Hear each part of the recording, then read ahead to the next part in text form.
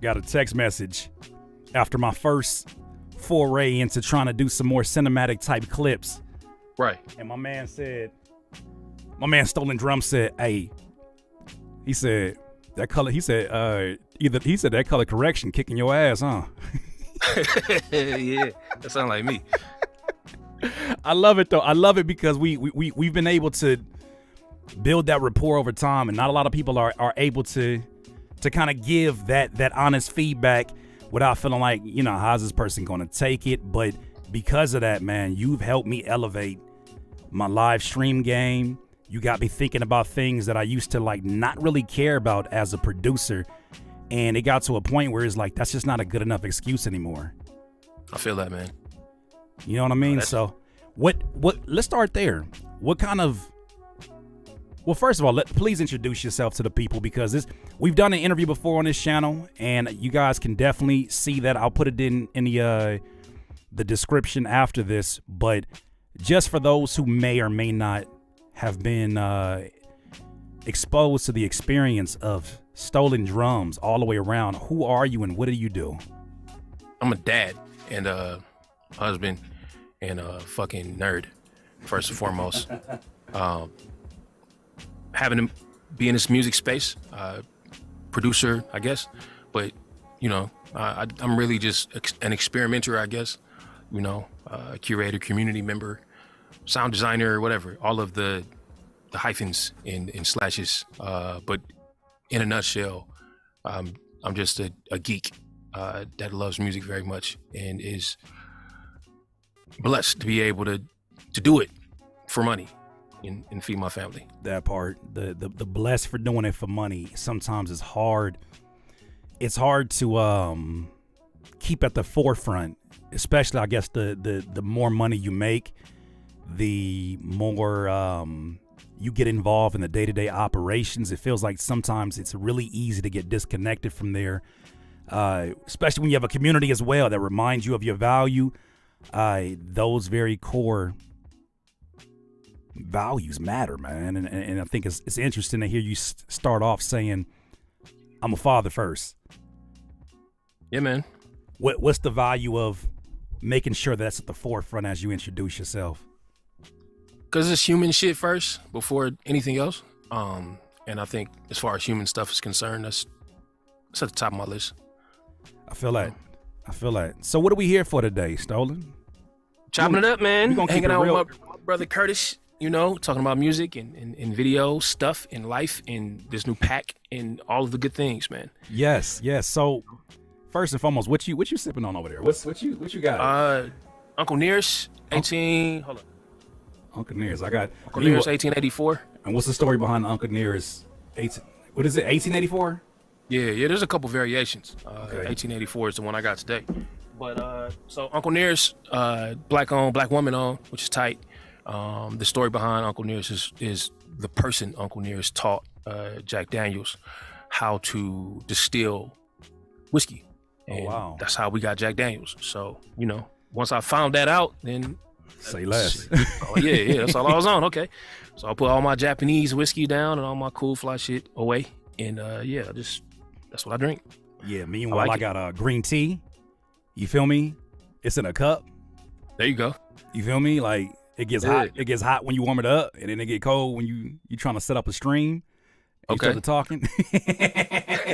So you talk about a new drum break. Can I first tell one little tidbit about your drum break work, man? Because obviously it's in the name that drums are very crucial to the sound of Stolen Drums, but I didn't get introduced to your drums first. I got introduced to your music, and the music playing in the background, ladies and gentlemen, there is music curated by the man himself, and he's allowing us to kind of stream through here through the conversation. But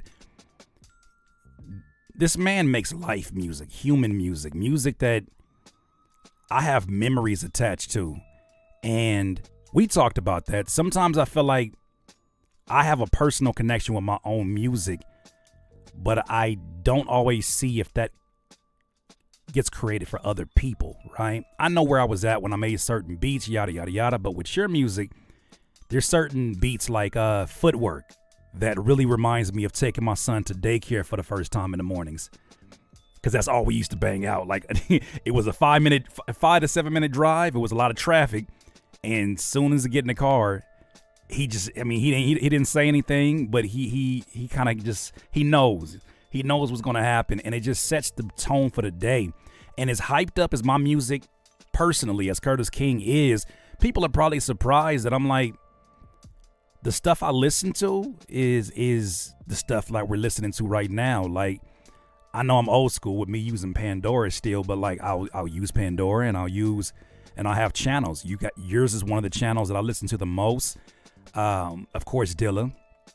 Of course, now recently E. Jones. Hey. Who else? After One is another one that's just an all-time favorite for me. It's Flying Lotus. And so I have my channels I go to, and a lot of the music ends up just overlapping with one another, right? And man, then I got introduced to your drum breaks, and they were so good that the person that prides himself, a fellow drum connoisseur, I stopped making my own drums because you ruined it for me. So what do you have to say about that? Your drum breaks ruined it for me. Stole it. All I want to do is use your drum breaks, especially for sample-based beats. That is like the biggest compliment ever, bro. Like, I really appreciate that. That story about you and your son, bro, that's why I make records. Like, what you mean? Like that, like folks being able to have moments in life to them are like the reason I make them. You know what I mean? Like, right. I started making records for myself, dealing with whatever. That was kind of like my escape. And playing out, doing shows, and started hearing stories like that. And then that very quickly became like, oh, that's why I do this. Right. Didn't even know that's why I was doing it until somebody explained it to me. Oh, my grandfather, my auntie, my sister, my cousin, we had this moment, that moment. Right. I was like, oh, this is why I do this, bro. Like, you know what I mean? So ever since then, that's when I make music, that's in mind, bro. So it's a beautiful thing. That's crucial. I want to make sure I'm not rude for the guests that are in the room, because we greatly appreciate you. I told y'all at the very end of a last live stream that we would have a conversation, but I want to make sure I acknowledge you. Oh, thank you so much. Shout out to my guy, J Anime. He just picked up on something. He said, I got a duplicate audio on one of them. Okay. Man, that's my guy. Shout out to J Anime. Thank you, sir.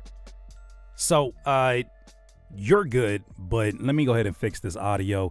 But I wanted to ask you the question, because I'm going to acknowledge the group afterwards. But what is the latest offering you have in that drum break? Because I'm pretty sure you're getting ready to get to that. In the drum break offering, what is the latest thing you got going on? Yeah, so the last thing is fresh baked breaks. And y'all, that shit is really difficult to say. I struggle with that. But I'm not gonna hold you. I had the same issue, but I was like, bro, maybe that's just me. It looks so fly, like on the page, you know what I'm saying? And then I said it, and I was like, that's challenging, but it's okay. But yeah, so that was like the latest. I had been toying with like I really learned how to play drums through this process of making drum packs and making breaks. Mm-hmm. And dude, like I feel like all of that effort culminates at this last pack. This is like tape machine and all of the new gear and 8 microphones on a kit. And I finally learned how to tune the drums in the right way. And I got the right pieces and parts and all of that stuff. Right. And it's, you know what I'm saying? It all kind of came together here. I'm proud of all of them. And they're all really dope. But I'll keep it funky. Like, I wasn't aware 100% of what I was doing. I didn't have like, what's the word to say? It was like, this is my take on drum breaks. This is how I think they should sound. This is what they should. This last pack was like, oh no, this is a solid offering on the professional level. Like, I can serve this to drummers and they'd be like, that's a good recording. Like, I can give this to my engineer friends and they'd be like, oh yeah, that's a professional recording. Like, this isn't like, you're not making beats and then taking the drums from the beats and then like having this thing. This is like proper, you know, 1960s fucking sound. Like, right. You know what I mean? So you find yourself referencing a lot of folks who would be able to hear it for what it is and say, nah, that's not the legit aesthetics or sonics, I should say, for what was going on. More so like I'm listening to Ray Ayers and I'm listening to, you know, jazz shit that I love and stuff that I grew up with, and I'm listening to those drum sounds, and like I'm like, I want that, you know what I mean? And like trying to find it, and in this last pack, I felt like, damn, bro, like this is that, you know what I'm saying? Like I hadn't really felt like that before, so I don't know. I'm super proud of it from that perspective. Like I think it's the best one sonically. I think they're all great because they're all like experimental and they're all different in that respect, because this one I put all the mic behind the kits, and another one I put all the mics, I used the mics that I had and I bought different ones, like, you know what I mean? Like I was experimenting with something in each one. But this last one I was just like, oh no, this is that shit. Like big studio, a room, whatever it is, you go mic drums up and do your thing in there. I feel like we there. Now take me through what a session looks like for drum breaks, because I expressed something to Stolen Drums over the phone that some of y'all may not even know. And I've expressed it in different ways, especially I've made content like how to make a lo-fi beat and learning to make a lo-fi beat. That's when I called in Eldre and I asked him for some advice. And it is so challenging for me personally as someone who came into the game sampling, and I always use drum breaks. My first placements with Absol and all of the TDE folks was with drum breaks and combinations of samples. So I never had to be the one responsible for making drum breaks, even though I could do some great things with my drums. But not till I fast forward to sound design did I start recognizing how much of a challenge it is for me not to just create drum breaks, but create the swing that I like, the ones that I want to sample, and then also create that perfect balance of that shit still smacks, right? But it and this is what I'm literally describing your breaks. This is why I love them so much, is that it still smacks, but there's like enough headroom, and I hate to use that word because it's not about the decibel, it's the fact that you leave enough creative space for me to do something with it. Like last night I was sampling in my Chopaganda series, and I was like, yo, these drums already sound ready to go, but I know if I add this, for instance, the homie Decap's knock plugin over the top of this, it's just gonna give me everything that I want, and I'm not gonna even want to touch the drums. How are you able to kind of strike that balance and pull back and kind of not do the work for the producer who's buying these breaks? Because that's my biggest issue right now as a producer and sound designer. I think a big part of that was, the recordings I'm referencing to create the pack are the same recordings that we would be sampling to create beats. That's huge. That's huge. Okay. You know what I mean? So this isn't me trying to make drums that are in a beat. This is me trying to recreate the drums from, like, say, like Roy Ayers. Right. Everybody Loves the Sunshine. The demo version had these hard ass drums in it. I've never heard that. There's a demo version? Yeah, there's a demo version. Crazy. What? There's a whole demo album. It's an album full of demos. You gotta look that shit up. It's fucking fantastic. I need that. I had no idea, because that's one of my favorite songs, but I had no idea it was a variation on that. Yeah. There's a demo version, and it's just like drums and vibes in Roy. It's that's crazy. But the drums on that are hard. And then like Some Breeze drums are hard, and then like it's a record it's a what's the name? Nash, Crosby, Stills and Nash record. I can't remember the name of. But yeah, all these records, I'm listening to and I'm like, oh, these drums are tight. I would sample these and do X, Y, and Z with them. How do I get that sound? Dub records, listening to a ton of dub records, like Scratch and King Tubby and Scientists and shit. And I'm listening to what they're doing and I'm like, how do I get that sound? Right. And just trying to find these colors that they're painting with. And I think if that's my goal, if I hit my mark, then it gives you good sample material versus, if I make like a hard ass beat and then just delete all of the elements, then you get, drums that are on the record already with no place to go. So I think maybe that's kind of giving some of that space that's to move around with. It's a work in progress, and the more I ask people, the more I realize how much of it is kind of robbing myself of the journey that I have to go through, right?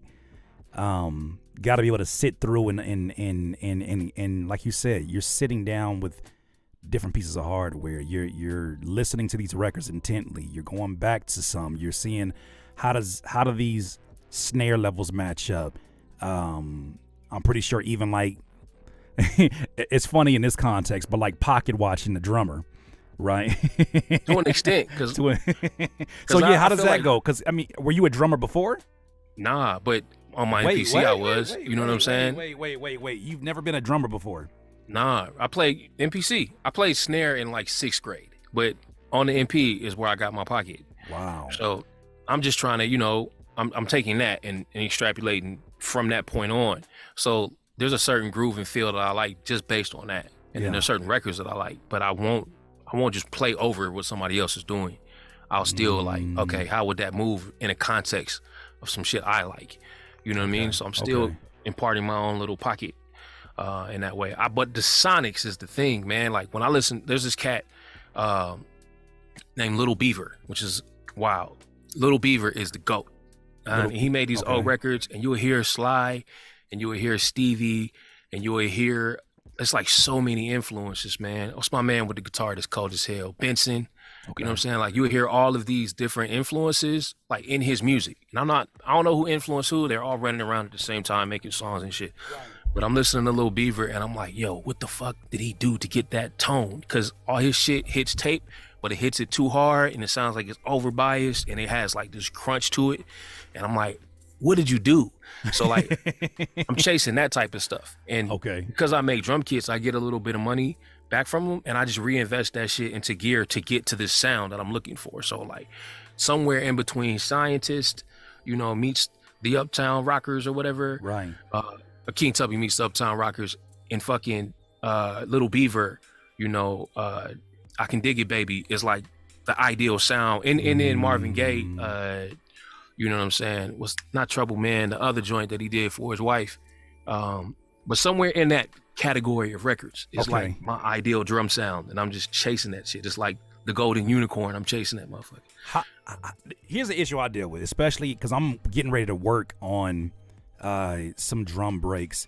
And, you know, I'm trying to make stuff that I want to use. Like I kind of have a good pulse on what my audience wants to use, but kind of leaving myself out the loop doesn't give an opportunity to see maybe they would be interested in this because this is the kind of beats that I make. It's the stuff that I'm interested in. But I'm interested also specifically something I run into by the 30th drum break or you know, creation. It just start feeling like they're running into each other. I mean, shit, what's wrong with that? Like, if there's variations in between them and they have the same kind of like family sound to them, I think that's cool. You know what I mean? Because it becomes like variations on groove at that point. Even the subtle ones, because when I listen to each drum break, they feel like they all got a specific name besides what you name them. Like I listen to them and it's like, because you'll get and the thing is, this is not just in boom bap or hip hop packs. You see this in trap packs. Terrible. It'll be like 17 different iterations of the chop snare, right? Or a drill snare. Now and it's like even the drill snares you hear feel like some kind of version of the chop snare. So it's interesting because you wonder how much that has to do with laziness. At least me, I want to think about how much laziness it may be on the sound designer's end, or how much of that is like you're just not hearing.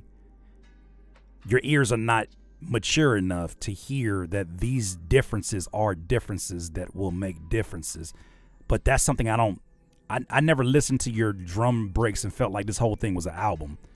They feel like they're the same family, but it feel like everybody got their own haircuts, everybody got their own names, their own favorite foods. Right. No, there's definitely, like, I think there's a couple things happening that kind of drive that. One is I tend not to mix everything on the same day. And I intentionally take different approaches in mixing. So I'm like, okay, this one I'll use stereo over here. This one I'll do a mono. This one I'll do the top and the bottom of the snare. This one, just the top makes sense. This one, you know, I like the room mics in this one a lot. Let me bring up more room and shit. You know, those type of let me pitch this one. Like all those type of decisions Okay. kind of change things based on each break, based on this goofy ass name that I gave it. You know what I'm saying? And then you got to abide by the the Yeah, name that you all gave that it. shit. Yeah, it all works together. You know what I'm saying? This feels like Ben's Chili Ball in DC, so let me mix it like Go-Go.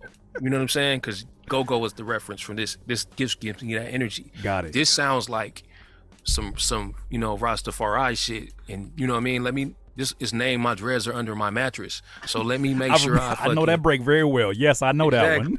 You know what I'm saying? Let me do this one like Scratchwood, you know. Real quick, I want to shout out all my homies from Sidechain that's in here. Polly is in here. Polly is actually the cat who not forced me, but I've been working with Polly a lot on this music shit. We've been comparing notes and kind of going back and forth. Okay. And he is the reason why I reference Hear My Dear from Marvin Gaye so much, because he got me to sit down and critical listen to that shit. And once I did, I was like, oh, this is silly. Yeah. Because I came to him with Little Beaver, like, yo, check this out, bro. This is the filth. They had the filth in the 70s, baby. And he was like, check this out. And, you know, I was like, okay, yeah, this is crazy. You need folks like that in your corner, bro. I maybe you know, maybe you don't know. That's who you are for me when it comes to videography. I'm not calling nobody first because I got homies that do videography and I know they'll give me solid advice, but they speak videography as a language. I feel that.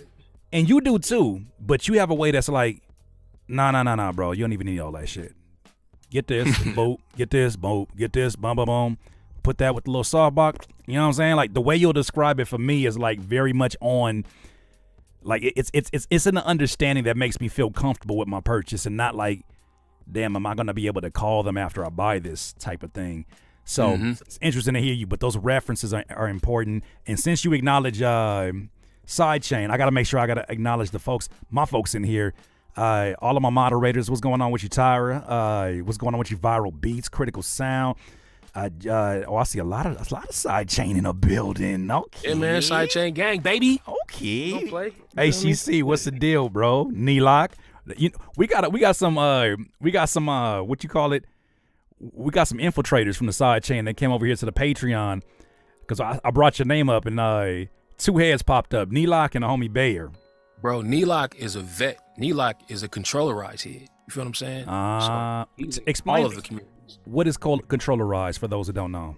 Controllerize, at this point, it's a fucking spiritual collective. But we started as an event series in Atlanta, Georgia. Okay. Very quickly turned into like a musical family. What it was, and I'll break this down, but my brother Black Hughes had reached out to me like, yo, I want to do this beat show. And we very quickly decided like, all right, instead of doing one show, let's be partners and do a bunch of shows. So the first one we did got a little traction. Fast forward, another partner came in, her name's Empress Ra. And we were doing these shows kind of at different venues throughout the city of Atlanta. We landed at a spot called Monday Night Garage, and we're in the thousands of humans per week category doing this show out there before pandemic hits and kind of shuts us down. And then after that, it's become like the legend of Controllerize essentially. But it's like the DNA musically I think we all come from, community wise as well, because it kind of ballooned above and beyond just the music stuff into a very much community building type of thing where you got like 15 to 20 different vendors and art people and fashion people and food people and all this different stuff. This just kind of clashing of community, right? Old folks and young folks and street people and not street people and all of the energy in one room, just kind of celebrating us. It was the premier location for happy Black people in Atlanta, Georgia. You know what I'm saying? Fire. That's video fire. Games, anime, all that nerdy shit that you couldn't get off anywhere, you can get it off there. I promise you that the closest thing we got out here, in my opinion, is like some of the culture in Leimert Park, right? And, literally that. Right? So hearing that is there, I remember seeing even like some of the videos and seeing like some of the sets that would go up from folks that performed the night. I just had this feeling like, man, this made me want to live out there. It made me want to live out there. It made me want to, because being so close to LA and being so close to the industry that exists out here, coming up even in this space, in that industry, partaking in the industry, I always felt like an outsider. I always felt like an outlier in it. And it's been so many times that I didn't understand why I felt like that, outside of the fact that my favorite producers weren't the ones that were getting all the placements. My favorite producers were the ones that, you know, kind of got they got the universal respect, but it wasn't the kind of conversation piece and respect that you see those who currently have the most production credits on the radio. And that bothered me, right? Not that I wanted to change it, but it bothered me, the fact that I felt like at some point in time, that is just my DNA, and that's going to be me if I stay in this space. So being able to stretch out and be in Lamert Parks and meet the DiBiases and you know, the Amon, like to meet all of these folks out here, No Can Do, you know, or All City Jimmy, Ross G. Ross G, yeah. You can't say Lamar Park without saying Ross G. Absolutely. And to be able to meet all of these folks and see, like, damn, there can be a home and home. But I'm telling you, there's been many a times that I've seen footage that popped up, and I'm like, even though I'm not necessarily a hardware dude, this is what I'm listening to, is folks who use hardware. So, no, it's just dope to hear you describe the culture behind it. But yeah, man, Lamar Park, Lena Fournier, yeah, absolutely, Lena, absolutely. Come on now, Lena, man, she's amazing. Like Controllerize was essentially our low-end theory, bro. Okay. You know what I mean? It's just like if you took low-end theory and you put that shit in Lamar Park and you had anime and video games. I know that's a lot of additions, but that was us. Yeah. You know what I'm saying? But very much inspired by that low-end theory culture. You know what I mean? So, you know, we look up to Lena's and Ross and DBs and Imans and, you know, all them people. You know what I'm saying? Everybody from that space, we look up to them a lot. So, you know, to be mentioned in the same breath is fantastic. That's amazing. So tell me how you got to the point where videography became such, like, you don't meet, let me just give it, I guess, I don't want to make it sound like an interview question. You don't meet many people who are able to be the ones in front of the lens that create music that makes you feel a certain emotion. And also be the one that can be behind the lens and capture that emotion accurately. Then take what's been recorded, sit in front of your editing software, and then grade that as if someone who understands you. you get what I'm getting at? Like somebody who really understands how to capture the energy of this. The same relaxation you hear people say when they say they listen to, like, when Chill Cow first came out, and they were the little animation is something that made them feel very, like, comfortable. In your own world, I look at when I'm looking at a live stream, I'm like, I'm not here just because that's the homie and he's live streaming. I feel like it changes the temperature of the room. Yeah, that vibe is important, man. That shit is like, you know, that visual aesthetic is an extension of the audio. You know what I'm saying? And I feel like it all matches. It all comes together. You know what I'm saying? It's all part of the package, if you will. So where does the videography come from? That's how I got in, bro. I moved. Man, this is crazy. So I moved. I was in Maryland. I was a rapper for a bit in Japan. Okay. I did a video game soundtrack and went well. Shit fell apart. Came back to the States. You know what I mean? Trying to be a rapper in the U.S. was not as easy as it was in Japan, right? It's not very many, you know, young black men in Japan rapping. So it's kind of easy to get on out there. You know what I mean? So yeah, out here, that shit didn't work out, but I was decent with a camera. So I remember being in the studio with a good friend of mine. His name's Irko. And I was talking to this guy, and he was like, bro, you got to make a choice. You gonna fuck with that camera or this microphone? You gonna fuck with this mic, you know, good luck to you. But this camera shit you got, I can get you work tomorrow. Wow. And I was like, shit, I like money. What's happening? And then I met some good people. I don't know if Harold and Helen from Eden's Lounge they gave me my first gig as a cameraman. But I started shooting nightclubs, and I met all these different, you know, nightclubs, man. It's the environment that you're in. When you're in a nightlife space, you meet everybody. So I meet the Marios and the Neos and all these other people through a bunch of friends of mine. I meet my manager. His name's Bishop. Shout out to my brother Bishop. That's my guy. He shows me his circle, but I end up as a videographer over years. You know what I mean? And I hone my skill. I get better at it. It's interesting. I learn it. I end up on tour with artists. You know what I mean? I've traveled the world. I shot for magazines and you know, big publications and all that good stuff, man. Billboards, all that shit.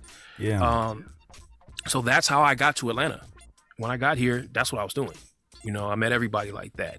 And then fast forward, SCAD graduates come out and they're shooting videos essentially for free. So my business is like, you know, like, damn, those little dudes got the streets fucked up, man. I can't get no work out here. You know, depressed for a bit, took a job, and I left the video camera stuff alone for a while. Started making music again as a means of like therapy, essentially. Right. And yeah, and you know, I was like, shit. They were like, you should live stream, and I was like, oh, I can do that. Yeah.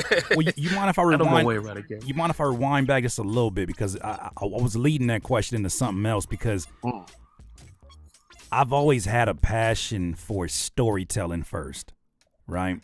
Even with terrible cameras, even with like, you know, old iPhones, and I always had a passion for storytelling, even if I couldn't afford the equipment to match it the way that I saw it. My favorite director is Spike Lee.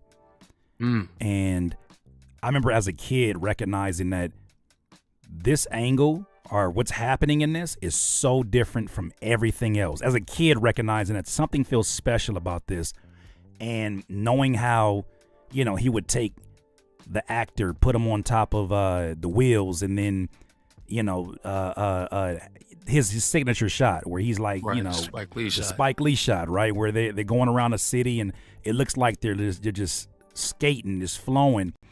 I looked at that stuff and was like, man, I don't know how I can incorporate that into my life, because I didn't want to get into videography. But even when I made music, I said somehow, some way, I gotta get connected to this, because I'm just a huge buff of movies. Jordan Peele's another one now that became another one of my favorites, right? Yeah, man. And not until I met you was I able to, and I don't think I ever told you this, get over the imposter syndrome issue that was at the core of that. It wasn't the fact that I didn't want to be a videographer. I just felt like that whole time I was thinking about it, so many other people had already passed by, right? And I knew some folks that if I need a video work were like, hit me up, and I know it's light years above what I'm doing, right? But seeing your live streams for the first time, seeing the produced content you did, I was like, oh, we're allowed to do that? Hell yeah. It looked like a movie. Like, I'm sitting here watching a live stream and I'm like, I'm giving it the same, it gets giving me the same energy and goosebumps just by the color grading, just by the way it looks, that I get from watching the Spike, like watching Crooklyn or watching Mo Better Blues. And so you kind of gave me permission, like, yo, you can step this shit up. There's somebody else doing it. Then I went and looked up your camera and I was like, yeah, maybe not yet. They gifted me that camera though. That was a gift, man. Oh, that was a gift. Yeah, I looked at the price. What camera is it, by the way? Just for the reference. What's the name of Pocket Cinema? Pocket 6K Cinema. From Black Magic. Sheesh. Yeah, that was a gift, man. They hooked me up with that shit, bro. Man. You know, but there's like, I started with like a GH2. You can go look that shit up. That shit's like $300, man. Yeah. The idea of like, you know, trying to find a visual reference to the sound, man, like that shit, man, I feel like it's so dope when they match. You know what I mean? Mm-hmm. Like when somebody can like for you, for instance, like I heard the sound that you create and I'm like, this shit is so professional. Like it's so polished. It's so fucking well done. And then I saw the visuals and I was like, nah, bro, I gotta call my man. Because I know they can match. Because I see the effort. I see what you're doing in like the way that you're putting the visuals together, like in the storytelling and this. I'm like, oh, he storyboards. He writes all this shit down. He's planning neat shots. I can see all of that. Right. It's just this little thing. You know what I'm saying? And I was like, bro, I got hit him. And then once we chopped it up, you was out of here. You the reason why I even knew what the hell a Rec 709 was. Yeah, man. I was out here with the LUT, trying to contrast and Right. trying to saturate a little bit. Like, oh, this is what y'all do, and you was like, nah, my guy. Like, there's a few more steps, Curtis. There's a few more steps involved, and not everybody has that access, which is something I'm supremely grateful for, because I don't just have access to a guy. I got access to somebody that I'm like, if I didn't, I would be a tremendous fan, regardless of how I felt about the music. Like, that's just the power of visuals. But I am a fan of the music, so that's not even an issue. I say this though, did you feel any of that imposter syndrome when you kind of got teleported out of your space as a rapper overseas and then placed in this other place where it's like you're that guy, even though you know your tools, you know your tools, you've been using it, you know what you got? Did you ever get in a place where it's like, all right, well, I've been pushed over here almost to the big leagues, and I'm expected a certain level of expertise that goes along with this? Yeah, I felt like that. Only time I really feel like that is in like big industry rooms. Okay. Not so much anymore, but man, being in a big studio with the label clients and shit, and everybody speaking that language that you don't quite understand yet. Mm-hmm. You like, That shit. is this 48 laws? Is this 48 laws Right. type of stuff? What y'all doing right now? Am I being manipulated? Am I going? Like, you know what I'm saying? Like, is there a trap for door in sure, this but motherfucker? Like, Am I outshining the master? Let me shut up. Let me. right. That type of shit. But like, other than being in those rooms, I always felt Right. like it's just art stuff, man. And like, we're all just fucking around with crayons at the end of the day, man, just doing stuff. So I've always kind of pictured myself as just one of the guys. Like, Right. I'm just figuring this shit out just like everybody else is. Like, you know, I'm learning. I'm terrible at playing instruments, but I'm learning how to play these instruments. And like, I love the shit that I'm doing with them. So like, I'm not technically good. Fuck no. I can't tell you what the 135 is. I don't know. I can't tell you what keys that pertains to, but I can play some shit that sounds good to me. See, And I gotta hold you to this one, Stolen, because yeah, not everybody can just pick up a bass and just run that on the live stream and sound like the stuff that I've heard you do. I Right? appreciate that. And there's a certain sensibility. There's a certain, this is where obviously experience comes into hand, right? You hear, like I feel like we both have an ear for,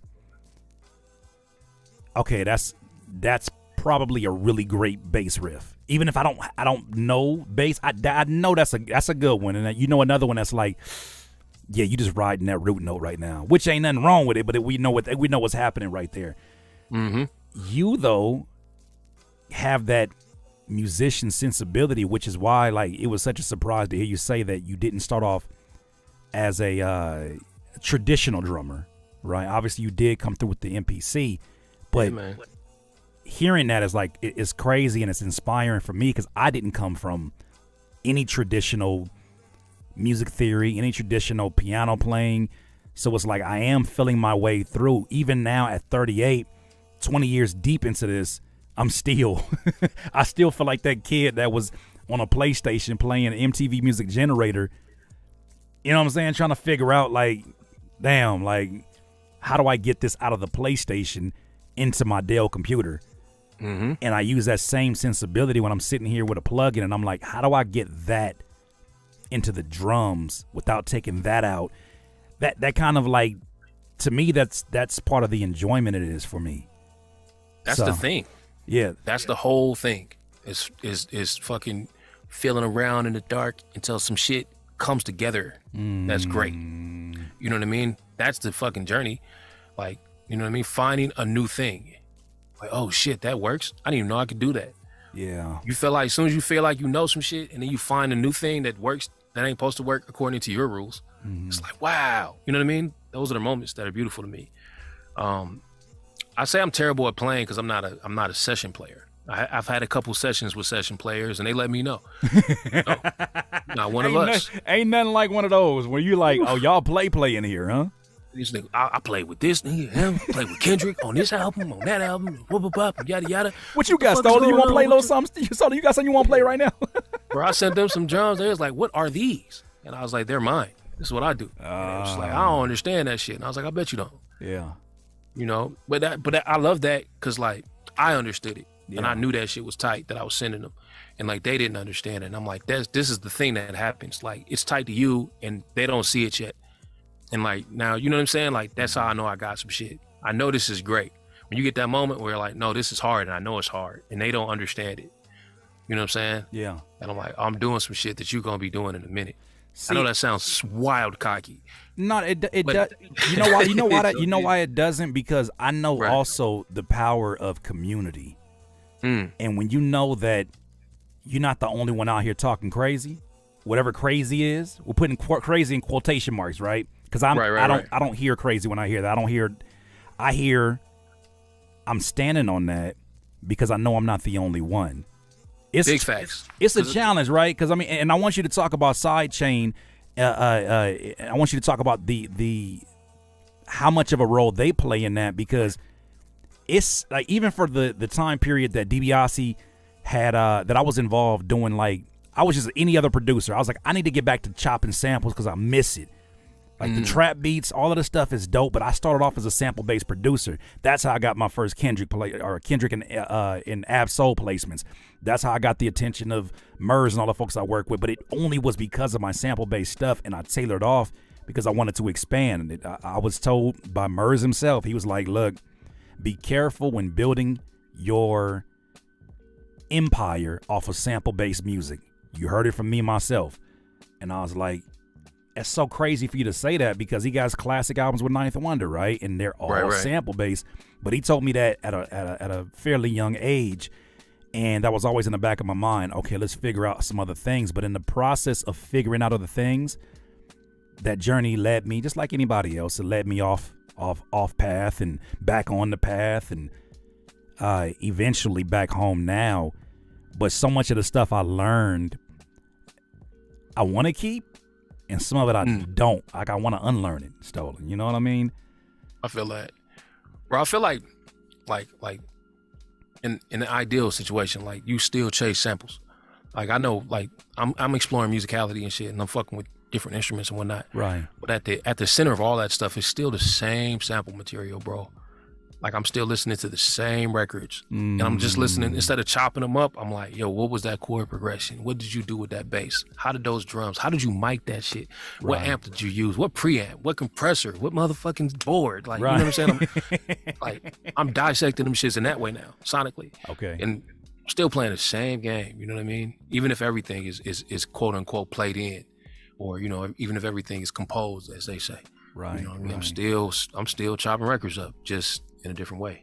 Right. You know what I mean? And I know I let it off astray, but I wanted to get back to how much does knowing that you have such a strong army like Sidechain help you to like stand on, no, I know that shit may be to maybe some industry folks or folks that are in these networks, it may feel weird to you, because I've definitely heard that. I've heard my beats sound like crump beats. I've heard they sound like beat battle beats. I've heard they sound like video game beats. I've heard they sound like everything that's literally now tags I use on YouTube, which is hilarious irony for that ass.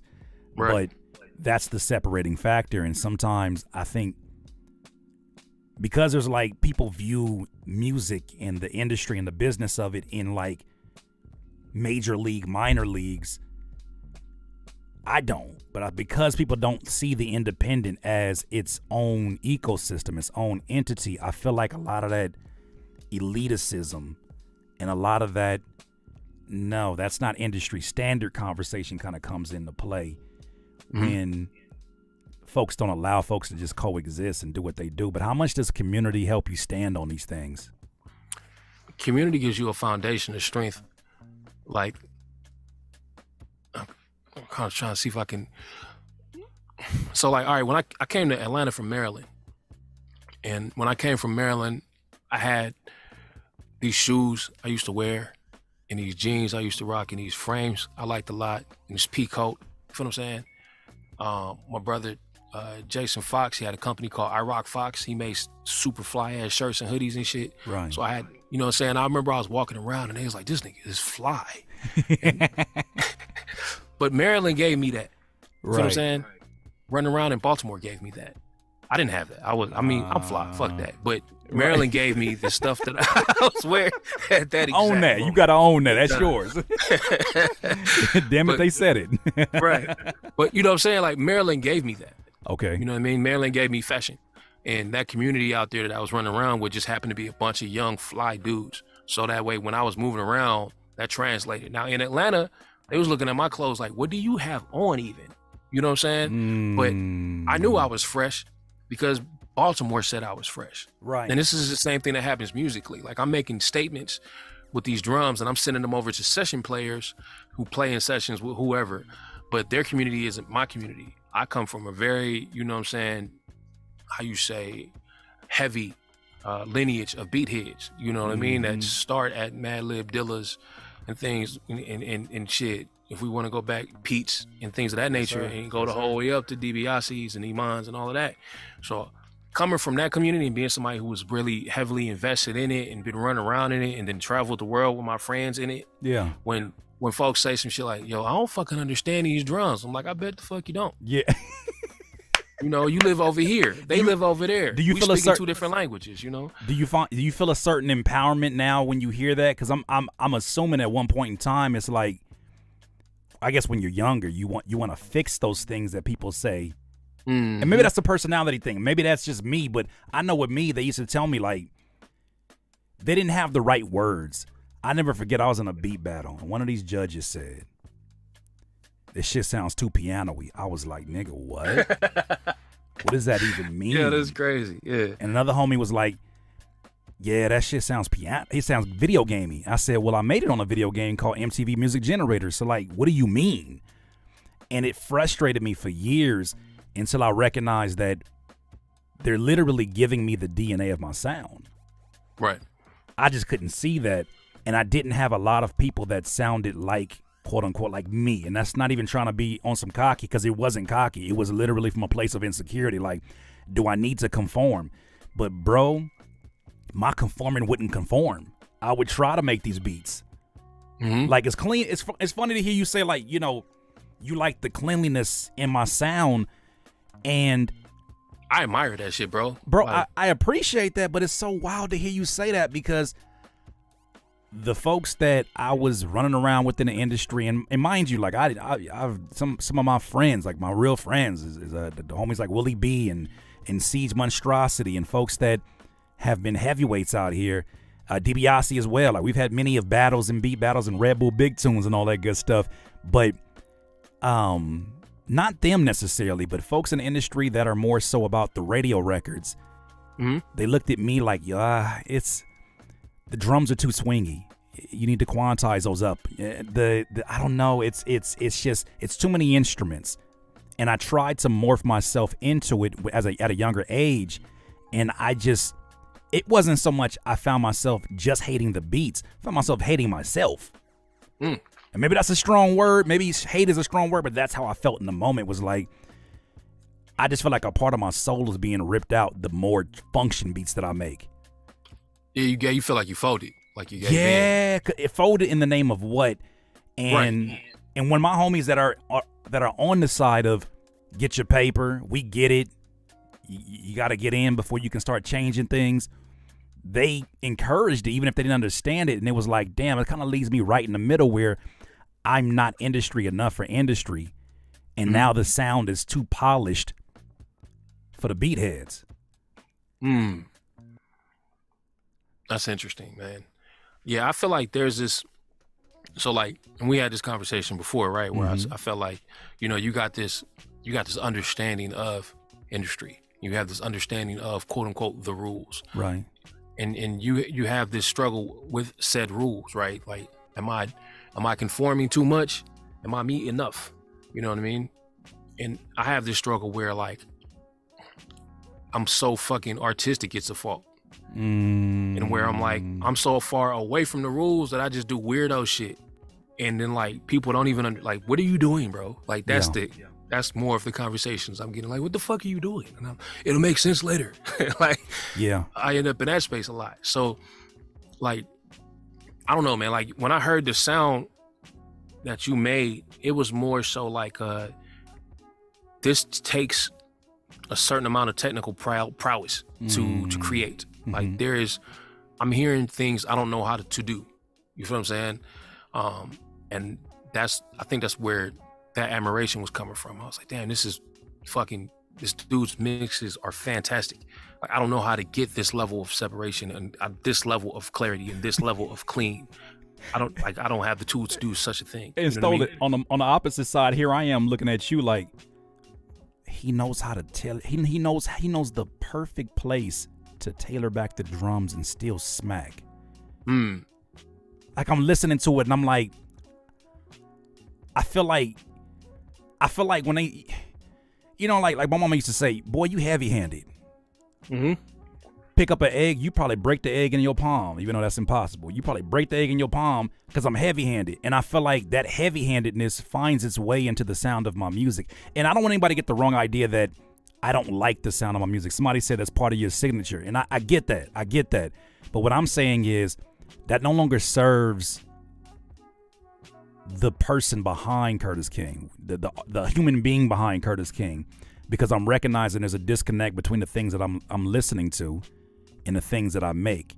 And some things are meant to be things that I listen to and things that I make, but I'm in a place now where it's like it no longer satisfies me to make these overly produced beats and heavy, loud drums. Now I want to make things that feel like I listen back to it and I don't necessarily need to hear growth. I need to hear moments. Does that make sense? It does. I feel you. Right. And one last thing I'll say. You want to capture emotion. Yeah. And one last thing I'll say, because I definitely want to get your opinion on this, because you just reminded me of a conversation that kind of got me in this train of thought. There's an artist I work with named Stevie Crooks, really amazing independent artist. And we were having a studio conversation, long conversation, and he brought up the name Basquiat. And he was like, can you imagine if Basquiat was created in this time and had had social media and had the tug and pull that a lot of creatives go through of, do I live the Basquiat story or do I have to live what society says is best for Basquiat in order to be seen? And would he be seen and would he be respected as he is, as great and as legendary as his artwork is? And if that's the case, does that represent the independent artist? And are we abandoning our Basquiat moments, right? Where the kind of music we make belongs in museums. And I don't say that from a cocky standpoint. I say it just for the imagery. Where the music belongs in a museum, it doesn't belong in a 99-cent store or a Goodwill store where it makes you say, damn, remember this brand? This brand used to be really, really fire back in the day. Like, this was the brand. But the music that goes in the museums is like, nah, they got to rope that shit off. You got to stand 15 feet away from it. That's how I view your music, and why I'm always so happy to, because we've had conversations. I don't want to disclose some of those things that we go through as creators, but I'm like, I always am like a big advocate for you getting even more weird. Like when you were experimenting things for the last beat tape, and you were showing me some of the stuff through the phone, I was like, bro, please be weird, because you living in your Basquiat. Like, this shit don't belong. It's not supposed to be understood by those who value the quality, even the engineers that are concerned about the industry standard. This is meant to be the artwork it is, so that 20 years, 30 years from now, people are grateful that you didn't stray or didn't get moved in the direction to go mainstream or whatever you want to call them. Try not to put branding names on it, but for the sake of the audience understanding, that's where I'm at with it. What do you kind of feel about that analogy of the Basquiat? Nah, that makes all the sense in the world. You know, because if you look at a Basquiat piece, like, that shit might not be the most technically fucking magnificent piece in the world, but it's going to capture that emotion. It's going to give you that message. It's going to hit your soul. And I think that's art. You know what I mean? And that's the struggle, right? It's like, fucking, you got to speak your language. You got to say your thing, speak your piece. It's like, you got to do you. Yeah. You know what I mean? That you thing is fucking, that's the thing. Like, you got to lean into yourself. You know what I mean? At the expense of, like, fucking disregarding a lot of stuff. Like, Bro, I remember I sent some joints to House Shoes. Yeah. I was really excited about that. But Mac, absolutely. You know, Wayne County's on my birth certificate, on my birth certificate. My first house was in Detroit, Michigan. You know, my whole family's from there. So okay, that dude liked my music. I was fucking ecstatic. You know what I'm saying? Shout out to Shoes. Shoes looked out for me a lot, and he didn't have to, and I appreciate that shit. Yeah. He's a solid dude. You know what I'm saying? Solid dude. But yeah, so I sent him some joints, and he was like, they're too slow. The quality is there, but they're too slow. Interesting. I never forgot that fucking message. That's a direct quote. If I looked it up right now, it would be exactly those words. I never forgot. Burned into my memory. If you search your text messages, it's too slow. First name is gonna pop up as House Shoes. Yeah. You know, this was like veggie tacos time frame, bro. And I'm like, that shit's stuck. Tacos, man. It stuck so much I got on stage and was like, what happens if I speed the motherfuckers up a little bit, man? Yeah. Maybe you know what I'm saying? So, but, you know, I was like, man, fuck that shit, bro. I got to make these 60 BPM joints. And that's what felt right to me. And just like, you got to do you, bro. Like, he didn't understand it. And I was like, fuck it, you just not going to understand it. Legendary DJ House Shoes, you just not going to get it, goddamn. You know what I mean? You, bro, that right there, I think stops a lot of potential Basquiats in their own art. I think that stops so many people when it's somebody that's like, if anybody gonna get me, he gonna get me. Cause I see his portfolio. I see what he values. I value much of the same things. And what I'm coming to realize is that you never know what space or what pocket mentally somebody's in at that point in time. You know what I'm saying? Go ahead, expand upon that. Cause he was like, he didn't understand it. But then I listened to the catalog that he released in that time frame, and I understand exactly why he didn't get it. Because of the stuff that he was releasing wasn't that. It was something else. And then years later, he was like, no, I fuck with what you do, and I love your sound. And like, don't ever change that shit and keep making stuff and send me more joints and all of that. Dope. You know, he just wasn't there yet, which is totally okay. Everybody's not going to be in the same space that you're in at the moment that you're in it. You're going to see things that people don't see until later on. The sound that I was fucking with wasn't even really that interesting to folks at first. Like, I probably dropped 3 records before one of them worked. And then a couple worked. And then I'm doing shit now that the algorithm doesn't fucking understand yet. And then later on, it might be cool. You know what I'm saying? But I got to keep experimenting in my own little space.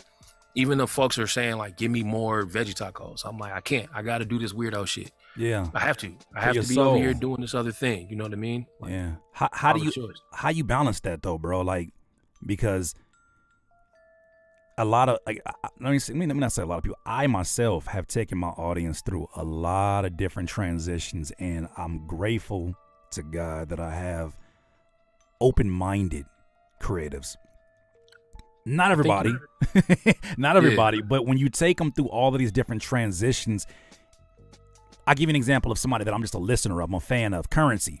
There was a time that you couldn't tell me nothing about no Currency. Anything he dropped, I was on it. But then he started dropping faster than I could consume the music. And the weirdest thing happened. I stopped consuming all of it altogether. And it wasn't like a conscious thing where I was like, oh, bro's doing too much. It wasn't that. It was just that something happened in my brain. Maybe it's analysis paralysis or feeling like I'm the FOMO. I don't know what it is, but I just stopped listening. And it wasn't years until I started listening to like the Pilot Talks again.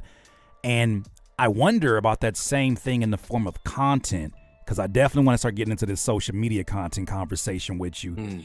Because I know we got a few things we said offline, but do you ever concern yourself about being that artist, being that creative, being that content creator that takes your audience through too many roller coasters or too many rooms? And you know, every room that you take them to, some people are going to drop off. That's not really my thing. Right. I'll wait till bro come back to this other sound. Are you ever concerned of that? Or do you have to just shut that off in order to be the greatest? You got to shut that shit off, bro. Because I got to make the thing. I got to make whatever it is that I'm trying to create. Otherwise, ain't nobody going to make that shit. That part, bro, that part right there. Because who better than you? That part, this the only person that's gonna make this shit. So like, I gotta do it. And then the other side of that coin is like, when people fuck with whatever it is that you're doing, it makes sense through their lens at that point in time. And they're on the same journey you're on. they're moving around just like you're moving around. So they'll be in, they'll be out. It makes sense. It won't make sense. You know what I'm saying? Like, Yeah. So you just gotta. The only thing that can keep you, like, I think, moving forward is to continue to do you. That's sustainable. If you're honest and you're truthful and you just fucking lean into whatever it is that brings you joy. Yeah. And actual satisfaction. You know what I'm saying? You can continue to move forward. And I think as soon as you stop doing that shit and you give in to whatever it is, you fall for whatever reason, it's rough on you. Man, who you telling, bro? Who you telling? You know what I'm saying? Who you telling? Shout out our guy Bayer. For those who don't know, shout out to Bear, man. I'm sorry if I didn't explain that right. Sidechain Society. I don't know if we talked about it in terms of that being your community, but can you kind of speak on because I kept saying sidechain because I'm like so used to the name getting brought up, but I didn't give explanation for it. For those in there who think that's just what you do with your kicks and 808s. Explain to them the significance of Sidechain Society. Yeah, Sidechain Society is a community of fellow beat nerds, fellow creatives, fellow people kind of in a similar journey to the one that I'm on. So we kick it, we hang out, we talk shit every Thursday on a Zoom for hours from like noon my time until like 2-3 a.m. my time, you know what I'm saying? Bayer told me 13-hour sessions. Bro, here I Easily am over here thinking I'm doing too much with my 4-hour session. I was like, oh man, these Patreons is running 4 hours. I was like, bro, no, there ain't no retention for that. I was like, what they gonna do with the replay? 13. Ain't no replay on my side. Interesting. So you don't. If you're do not a there, replay. you're not there.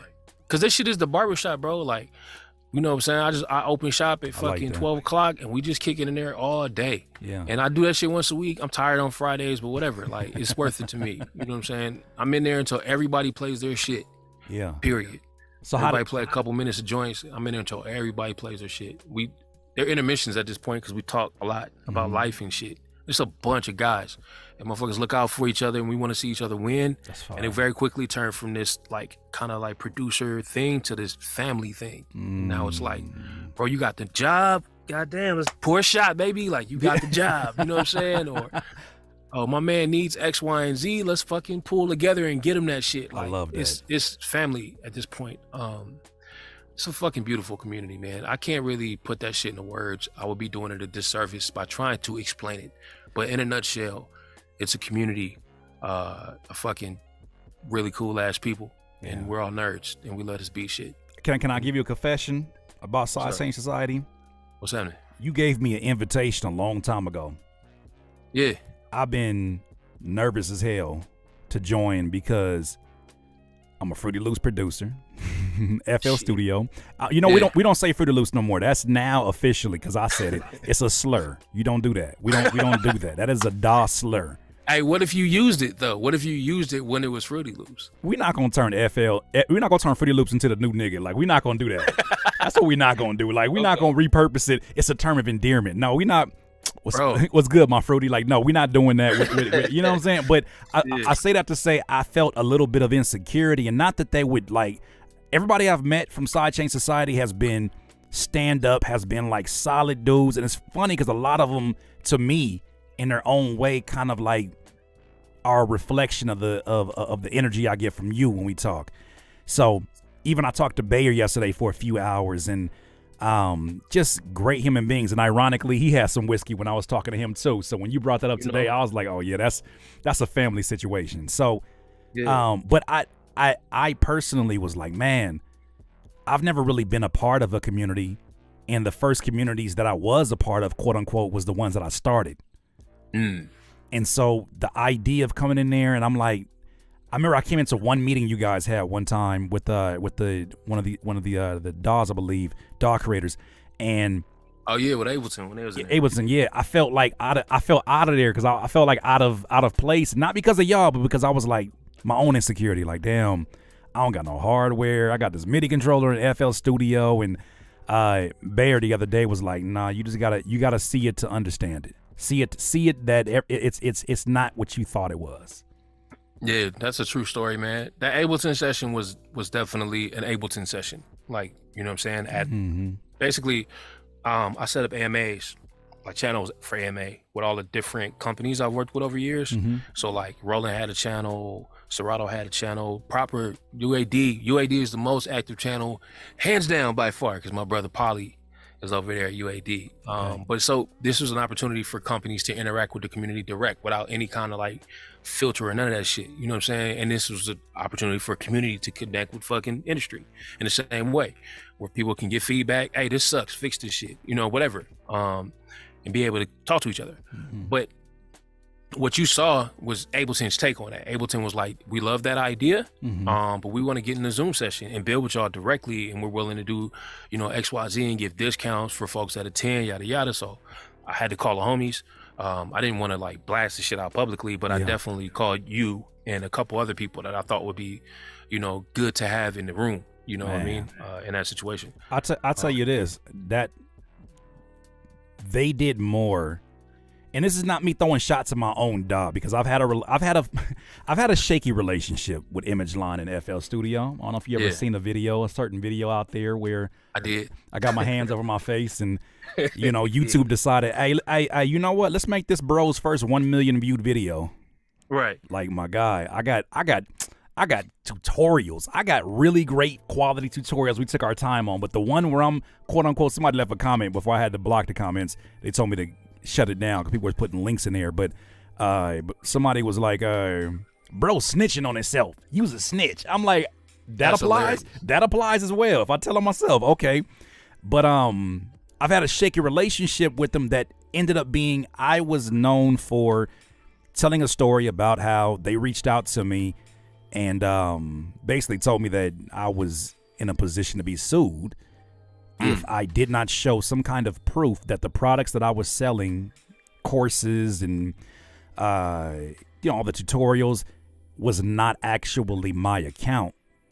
And I was out here riding dirty. Cleaned it up, made a video about it. The video goes viral. It gets to 1 million something views, and kind of like spawns off another little movement of go legit, right? And it got me thinking about the karma that is associated with.